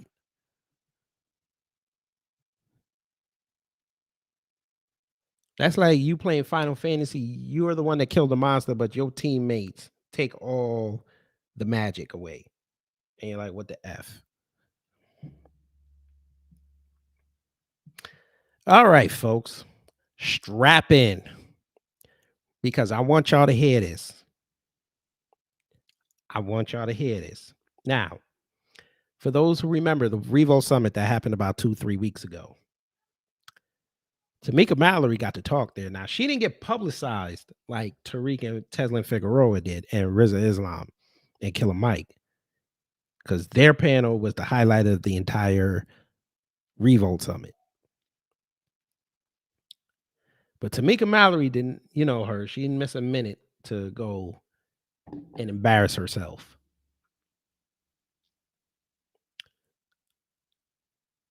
I told y'all that Rock Nation was paying her to go outside. I also told people off this platform that she was paid to go outside. They told me I was crazy. That was a lie. Even though we have the Breakfast Club interview where she admitted it. But of course, you know, short-term memory. Well, send this to your people. Send this to your people. Power of us and what we've been able to create. Before we do that, because I don't want it to stop. I need y'all to get all this. Of us and what we've been able to create, and put it in that the Jewish community and that Jewish people, they started out organizing our organizations, and they did not. And George Soros, so for instance, George Soros gave me, right? So and George Soros didn't give me shit. He didn't give me shit. George Soros is an old man. Really? Interesting. Let's play that little part again. Soros gave me, right? So and George Soros didn't We'll go back a little bit more. People, they started out organizing our organizations, and they did not. And George Soros, so for instance, George Soros gave me, right? So and George Soros didn't give me shit. He didn't give me shit. George Soros didn't give you shit. George Soros didn't give you shit. George Soros didn't give you shit. That's what she said, right, folks? Family, that's what she said, right? I just want to make sure I'm clear on what she said. Let me play it one more time because I got the Bluetooth in my ears. Maybe I didn't hear it. Started out organizing our organization, and they did not. And George Soros, so for instance, George Soros gave me, right? So and George Soros didn't give me shit. He didn't. Okay, so she did say that.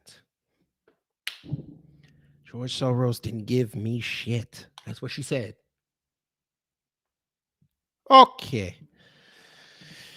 Tamika,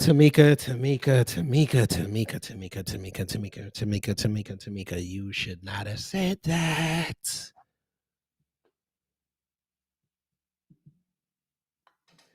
You were saying, Tamika,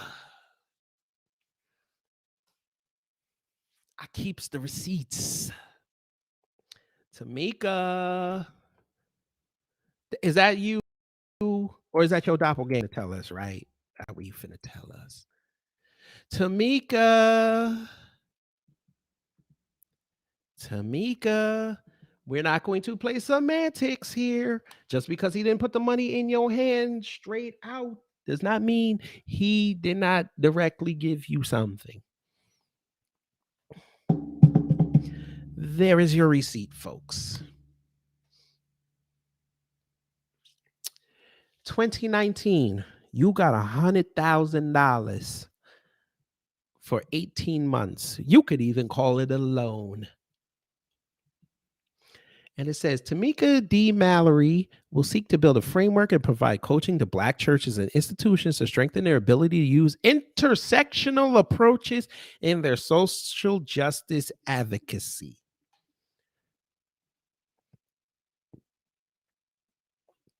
Mallory, a nationally recognized activist, bullshit, because she did not, nobody knew about her unless you were in the Black grassroots like that, or she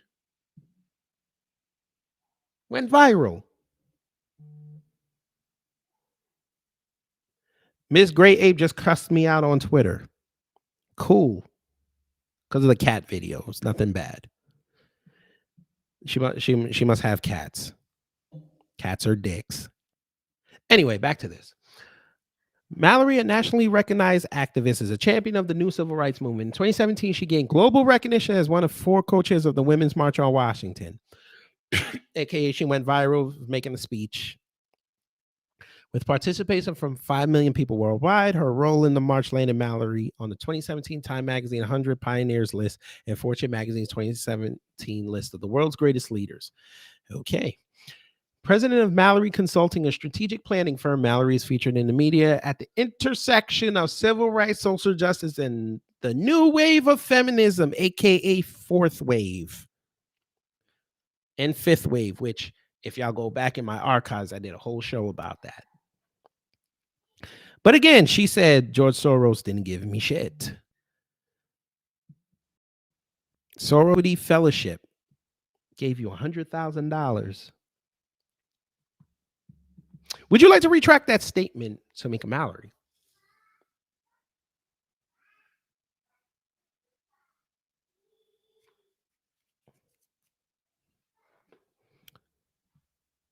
Yeah. Maxwell Jenkins said, besides her son being deleted, what has she done in activism besides being embarrassed by PC women?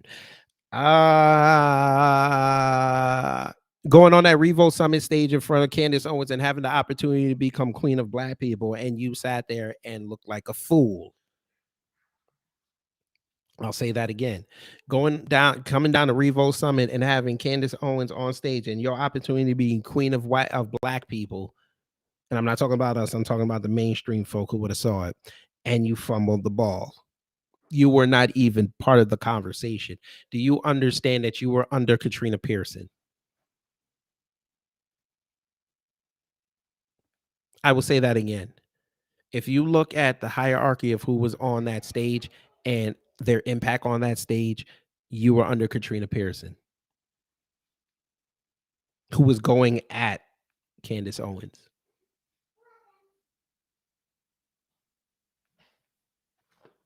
But you right. George Soros didn't give you nothing. The Open Society Foundation gave it to you. He didn't give it to you in his hand. You right. Well, let's continue and see what else you said.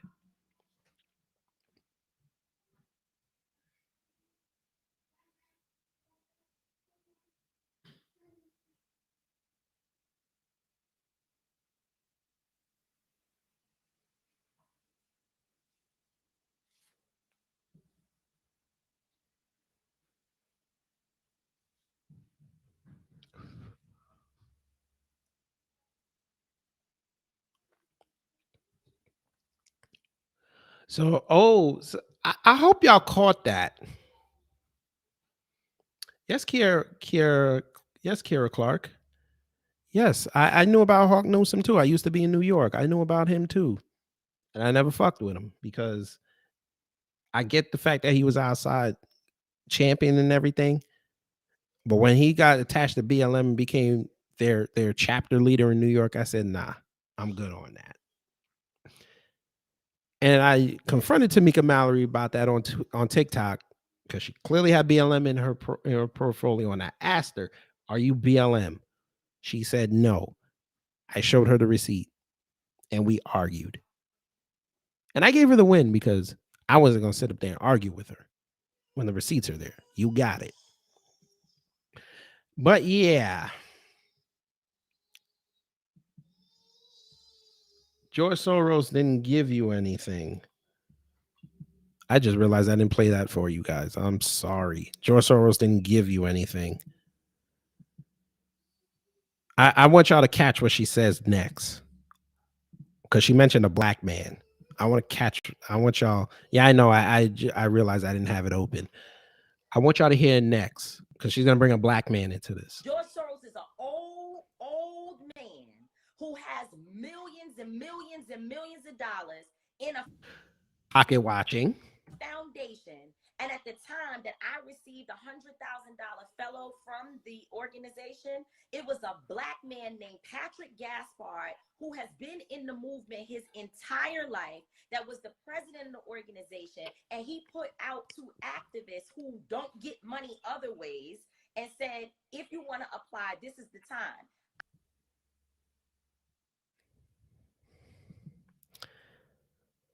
Again, Patrick Gaspard, or whatever his last name was, he was not on that check. His name was not on the check. His name was not on the letterhead, ma'am.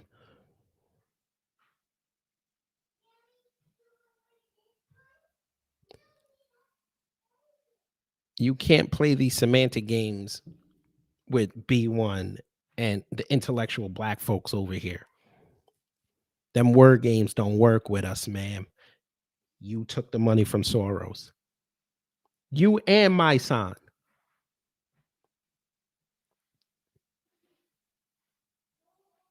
So we're not finna do this today. You took the money, knowing who that man was. 2019, ma'am, you got that money. So Soros already been exposed. BLM was already on the outs with people. They were already being exposed, and you still took that money. Then you moved over to Rock Nation. Jay-Z paid you to go outside.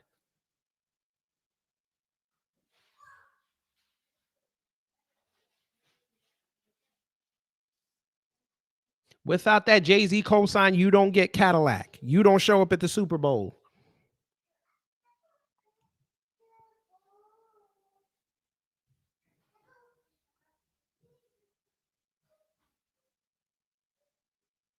When you went viral, I looked you up. Once I saw Al Sharpton, I said, you compromised already.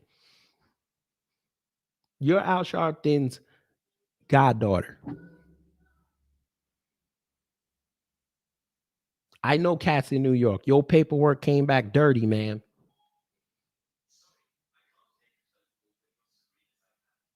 No. And you're not going to lie out here. Now you're trying to blame the black man. I applied because at the time, based upon the shit that I had gone through with the, with the, the whole shit that I went through, I had no money. Linda Sarsour called me up one day and said, yo, they just put out from the Open Society Foundation, that's the name of it. They just put out $100,000 grants to organizers that have different concepts and ideas about ways to do their current work. You didn't have to change your work. You didn't have to, you didn't have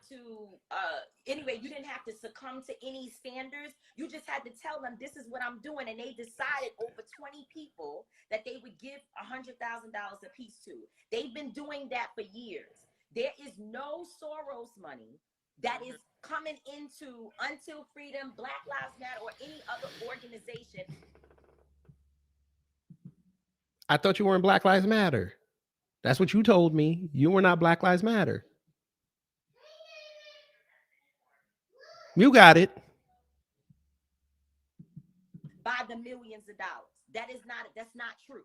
It's some bullshit that they're saying to take away our power. So all I'm just trying to say, because you was going to say something, Keys, and I cut you off only because I want to make sure, because people will get off and go run and say some shit that's not true. All I'm trying to say is that we have to be careful about where we're getting information. And I agree with you 1,000% that there was a point when people saw things that BLM did and positions they were taking and ways in which they operated, and they were already turned off. I wonder why. I wonder why. I wonder why.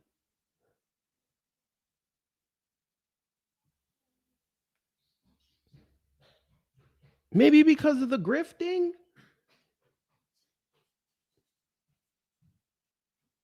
Maybe it's because we found out that these different sectors of BLM We're not paying their workers. We found out these different sectors of BLM were taking money away and not using it for what it was intended for. You got goddamn Sharon Osbourne now. She talking about she want her $900,000 back. Patrice done pissed off her neighbors, renovating her backyard. Ma'am, black men done told y'all we not riding with BLM.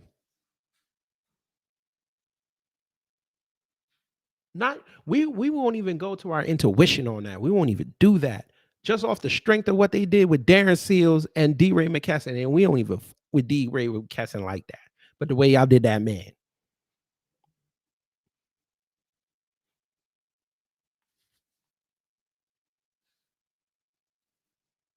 Off rip, you knew Darren Seals was missing. And then he came up deleted. You should have left.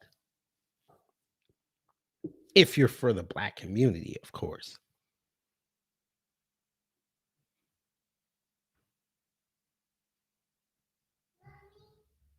But you're going to sit there and lie.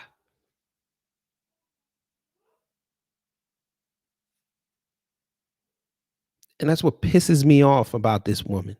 This woman go set up there and play victim and lie when we can go easily look up these receipts. Easily.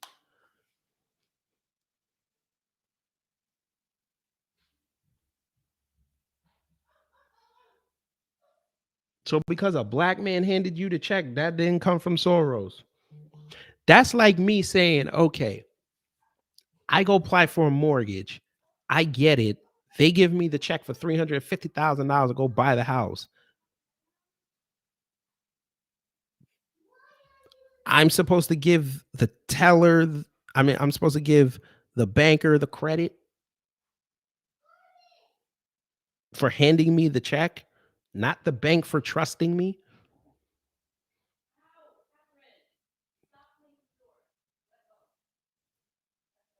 Hey, if y'all gonna fight, go outside.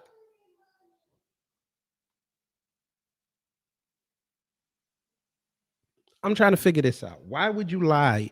You went on a live stream with two black folk and you got number blue checks walking up in there and you lying.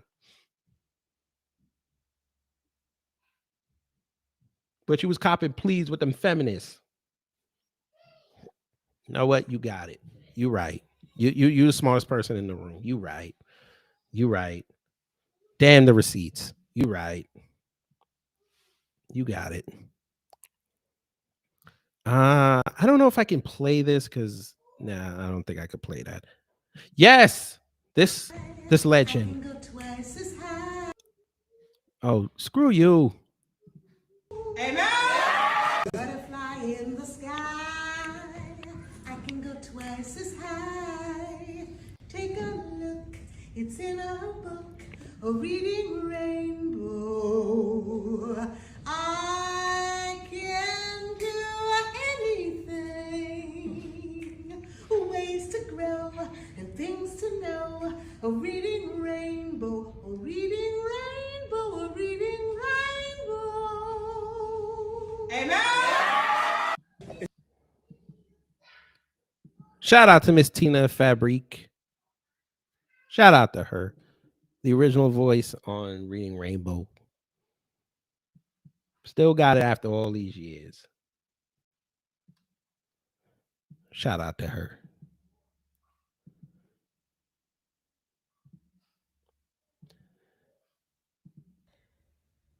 Why the hell would y'all have a whole football game in the middle of a Rihanna concert? Like, what the fuck? That's not how that go. Cancel the game, keep Riri. Like, what the fuck?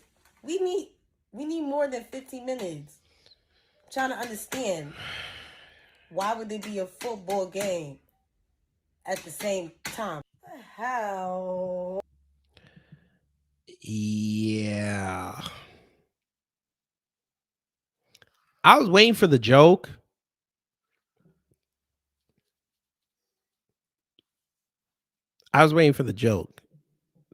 Somebody tell me where the punchline was.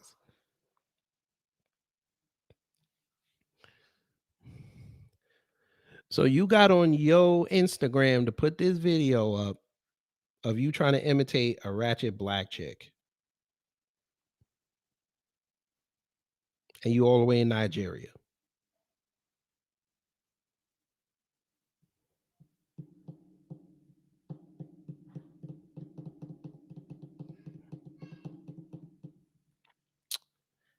Yeah. Let me would have get on there and do a skit about me acting like a Nigerian scamming everybody. You and your people with y'all slang gonna come try to see me, right? All right. You got it.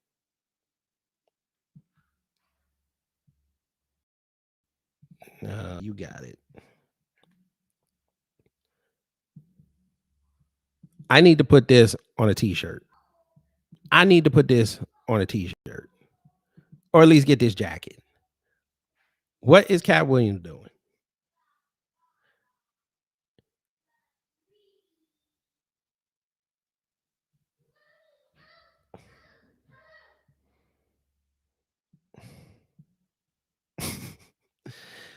I fuck with Cat Williams heavy.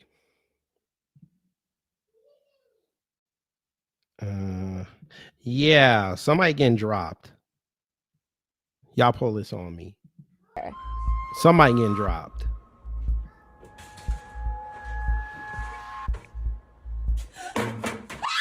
Somebody getting dropped.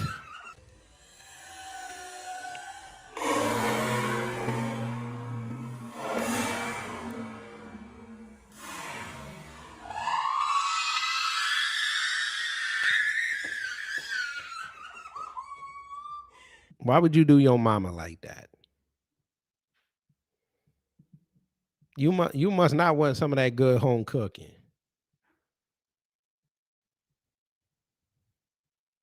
Now, I haven't seen this video right here, so I don't know what's going on. And then? Hang on. We gonna start from the beginning. I don't know what's going on in this. They said this is how she left. Bad bitches. It's bye-bye, yo. Yes. Take a look at me. As always. It is amazing. Yo. Uh-huh. Coloring event. Every color was in every top was roaming on top. Every color was like pink, red, blue, black, everything. Color party. Event color party. Yo, it was lit. All right, folks. I ain't gonna hold you. And I'm probably gonna get in trouble for saying this. And I'm sorry. Why does chick look like Raj from What's Happening?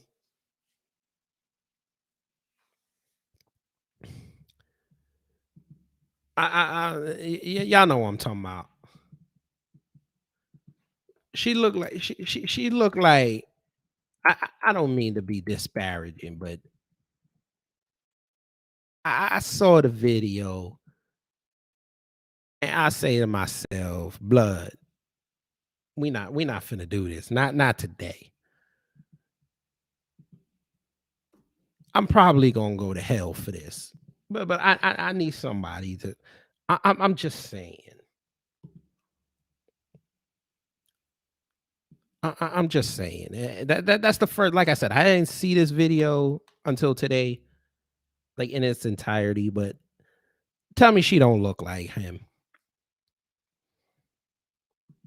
I'm play it again. We're gonna play it again. We gotta play it. I need full context. Coloring event. Every color was on top. Was roaming on top. Every color was like pink, red, blue, black, everything. Color party. Event color party. Yo, it was lit. It was lit. Tell me if you like it. Where is your wig, ma'am?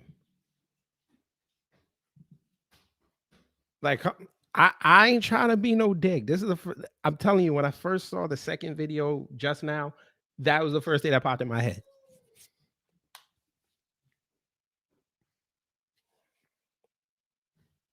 I promise you I'm not laughing.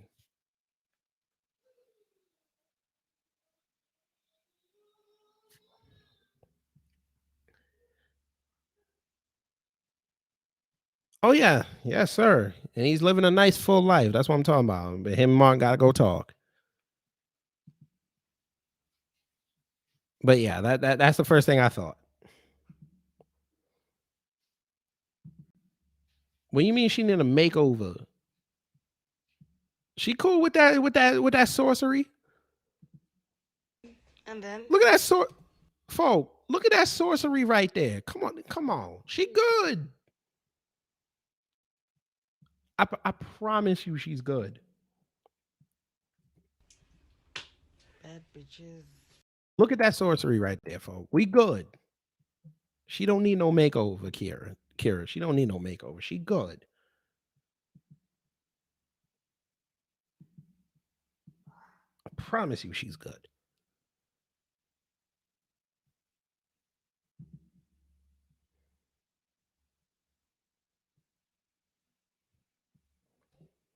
But we're gonna keep it moving. We almost done.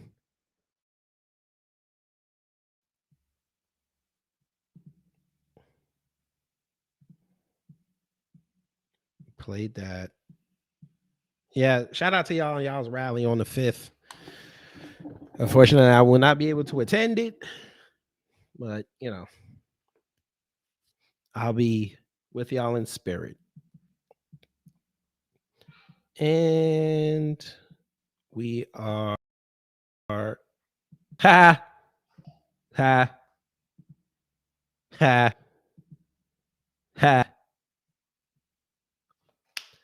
Actually, I have another video that I have to show y'all before you go. Now y'all will like this. Well, no, you won't. You're gonna get pissed. I don't mean to make y'all pissed before you leave. But look at that informant shuffle again. God, dog. Look at that informant shuffle. Get it. But yeah, y'all got to see this video before you go.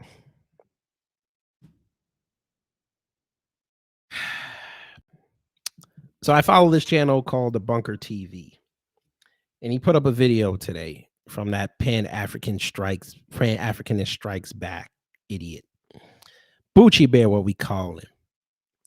Bucci Bear said something that I think y'all need to pay attention to. Now, it's just a clip.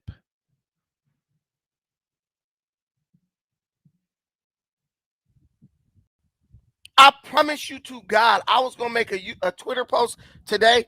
I was going to say, Nuri Martinez, please do not resign. Black people in Los Angeles have no sense of community and sit up and stay silent and defend people who victimize people in our community, but all of a sudden want to try to call you out and tell you what you need to do. She's dumb. She should have never resigned. One more time. I promise you to God, I was going to make a Twitter post today. I was going to say, Nuri Martinez, please do not resign. Black people in Los Angeles have no sense of community and sit up and stay silent and defend people who victimize people in our community, but all of a sudden want to try to call you out and tell you what you need to do. She's dumb. She should have never resigned. One more time. I promise you to God, I was going to make a Twitter post today. I was going to say, Nuri Martinez, please do not resign. Black people in Los Angeles have no sense of community and sit up and stay silent. And Black people in Los Angeles have no sense of community and sit up and stay silent. Black people in Los Angeles have no sense of community. Black people in Los Angeles have no sense of community. Black people in Los Angeles have no sense of community. Black people in Los Angeles have no sense of community and sit up and stay silent and defend people who victimize people in our community, but all of a sudden want to try to call you out and tell you what you need to do. She's dumb. She should have never resigned.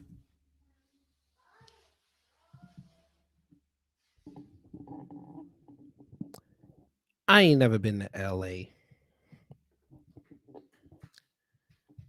I'll just qualify that before I go off. I've never been to LA, so I don't know the dynamics.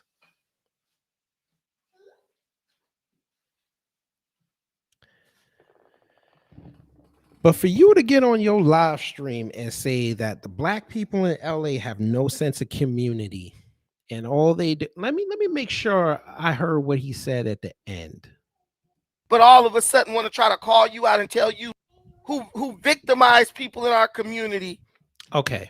I just wanted to make sure of that part. So the black people in LA have no sense of community. And you took a shot at the gangs. You must have some private security, sir. You brave.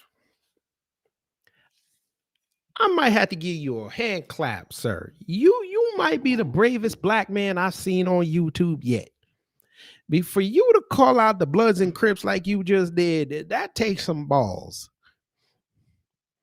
You said all they do is destroy the community.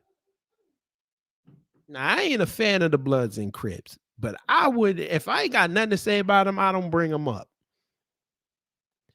You got some cojones on you, and you know we gonna talk about how you was caping for Nuri Martinez. You probably want to smash, but that's all good. Do you? LA is a swirl city.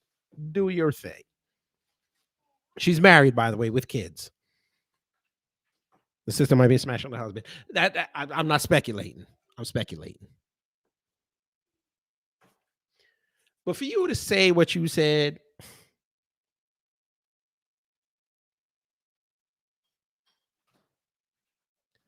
boy,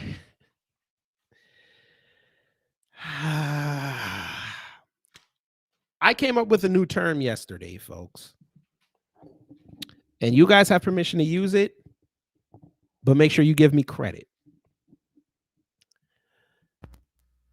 Bucci Bear, aka Brandon, will be the first solidified unicorn. That's right. That is a unicorn and a coon mixed. A unicorn. A unicorn is a coon that we all know is a coon, but their level of cooning, even you can't believe it. Have you ever had that thought of when you hear a coon talk and they just go way out there, like you can't even, your mouth drops. Like you can't believe they would go that far. He is officially the first unicorn. Because it's rare. You are caping for the Latino community. To what end, sir? Are you trying to get on the city council? Is that the flex? Let me know. Now, you and I have had a brief conversation over on Anthony Ali's channel. And since you couldn't refute what I was saying, you started saying how it was sweet and I'm sounding kind of gay. But of course, that's where we go when we're losing arguments.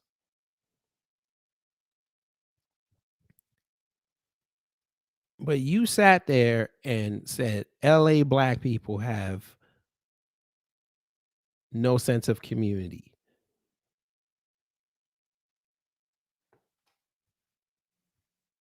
I'm not even going to speak for LA. I'm going to let LA handle that. But before we go, folks, one more video. One more. We got to go back to Twitter for this.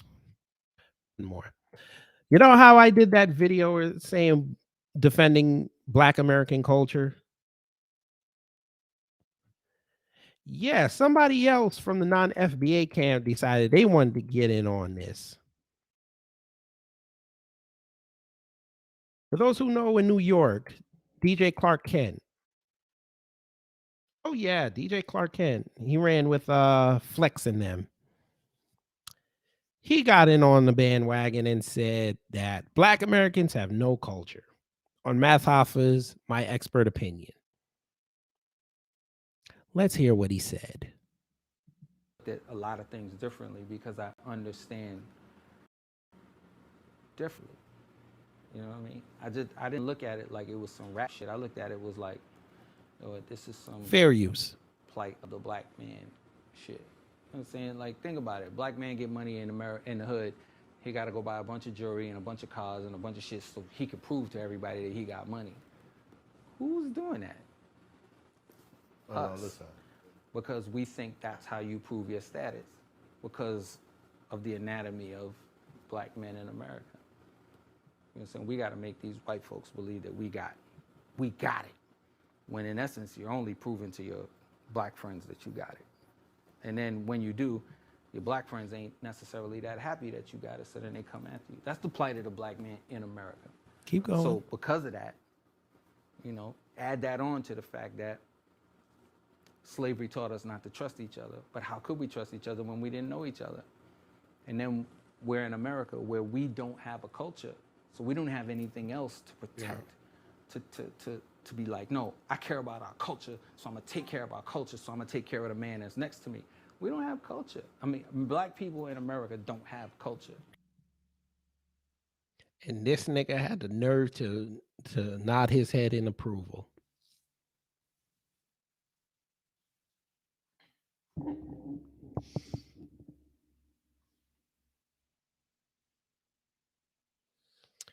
So we have a Panamanian music executive in a black barbershop, which is the epitome of Black American culture. That's where black men go to discuss life. You decided to sit in that chair and say Black Americans have no culture.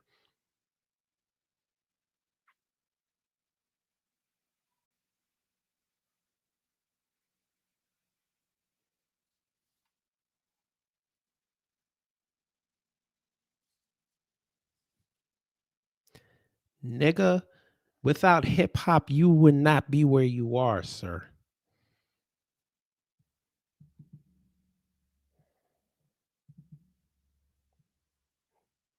I say again, without hip hop, that culture, you would not be where you are.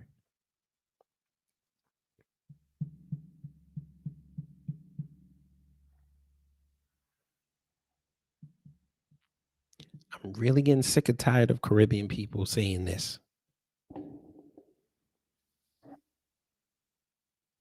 Your man that hosted that show, Math Hoffa, he's a participant in Black American culture. Battle rap was not started in the goddamn Caribbean islands.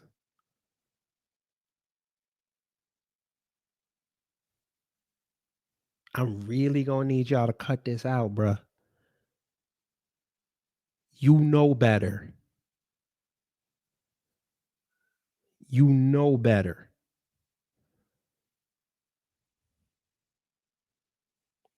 And y'all gonna keep playing this game till it gets to a point where you're gonna have to deal with a juggernaut that you're not gonna be ready for, and you're not gonna have any allies. And again, I brought up this video because of the title of the show, Pocket Watchers. Why are you talking about black men and how they manage their money? And if we're hating on each other, you're bringing street shit into things that don't need street shit involved in. Most men do not hate on the next man what he got. If anything, that motivates us to get there. That hating on another man for what he got, that's street shit. Most men are not in the street.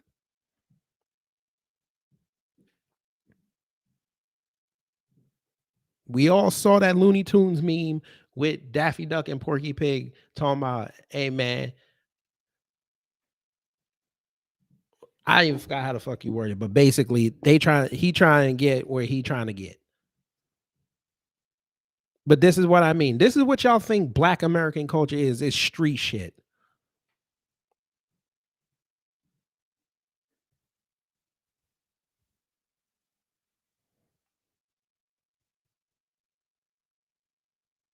So you Negroes sat in a barbershop glorifying street shit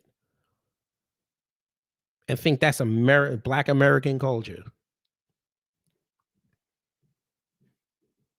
Yeah, y'all wouldn't have not one intellectual in there to school y'all because you know what would happen. Your show would be over.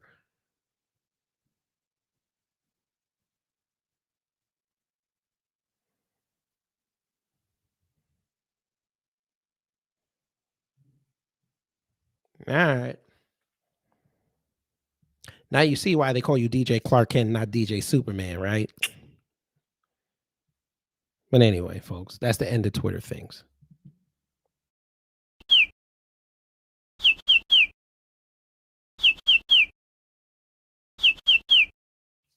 I fuck with y'all heavy.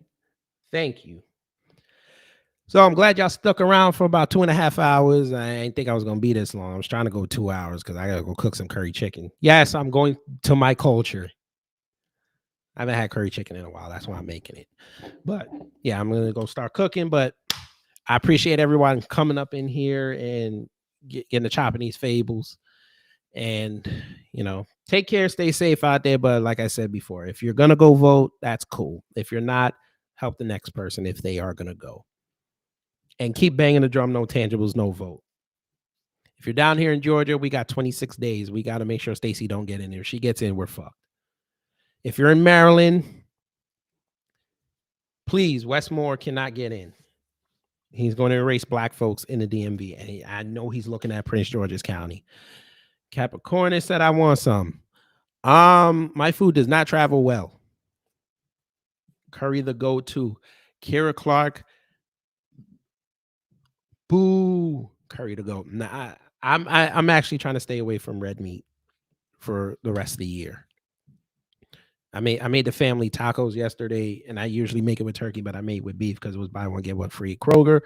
And yeah, I think that's the last time I'm going to eat beef for the rest of the year. So no curry goat this year for Christmas. No curry goat. No oxtails. And Jamaica without oxtails, you might go do something. But yeah, so I'm gonna go cook. But yeah, like I said, Westmore can't get in. How is goat red meat? Because it's red meat. Have you ever opened up goat after you cooked it? It's red. We consider that red meat. I know it's game meat, but it's considered red meat. They eat grass only. Yes. And that's why it tastes so good. Because they only eat grass. And I like that old joke with white folk when they sit there and had their billy goats eating cans and shit. No, you get the nice goat when you're in Jamaica. They have them on the hills. They got them tracked. And all they do is eat grass all day. And then come Christmas time, you butcher the hell out of it. And then you cook it down with some white rice and potatoes. And that's some good eating right there. But yes, it's considered red. Goat is considered red meat. They consider goats part of the beef family. Well, game, but they consider it part of the red meat family. But anyway, like I said, Westmore can't get in. Stacey can't get in. Aramis Ayala can't get in. Mandela Barnes up in Wisconsin can't get in. Aramis is out there in Florida. Who else? It was somebody else. Son of a bitch. Who was it? God damn it. You can't even keep tabs on these people. Oh, Austin Cheng in Michigan can't get in. That man talking about he going to erase Black History Month the first day he get in. Yeah. Yeah, the fight for our soul, folks, is on the line in 26 days. Right? 16, no. 18. Yeah, 26 days. But I know y'all gonna do the right thing. Each one teach one, and yeah. But anyway, let me go cook this food. So y'all take care, stay safe out there. And you know what to do when you see the white supremacists.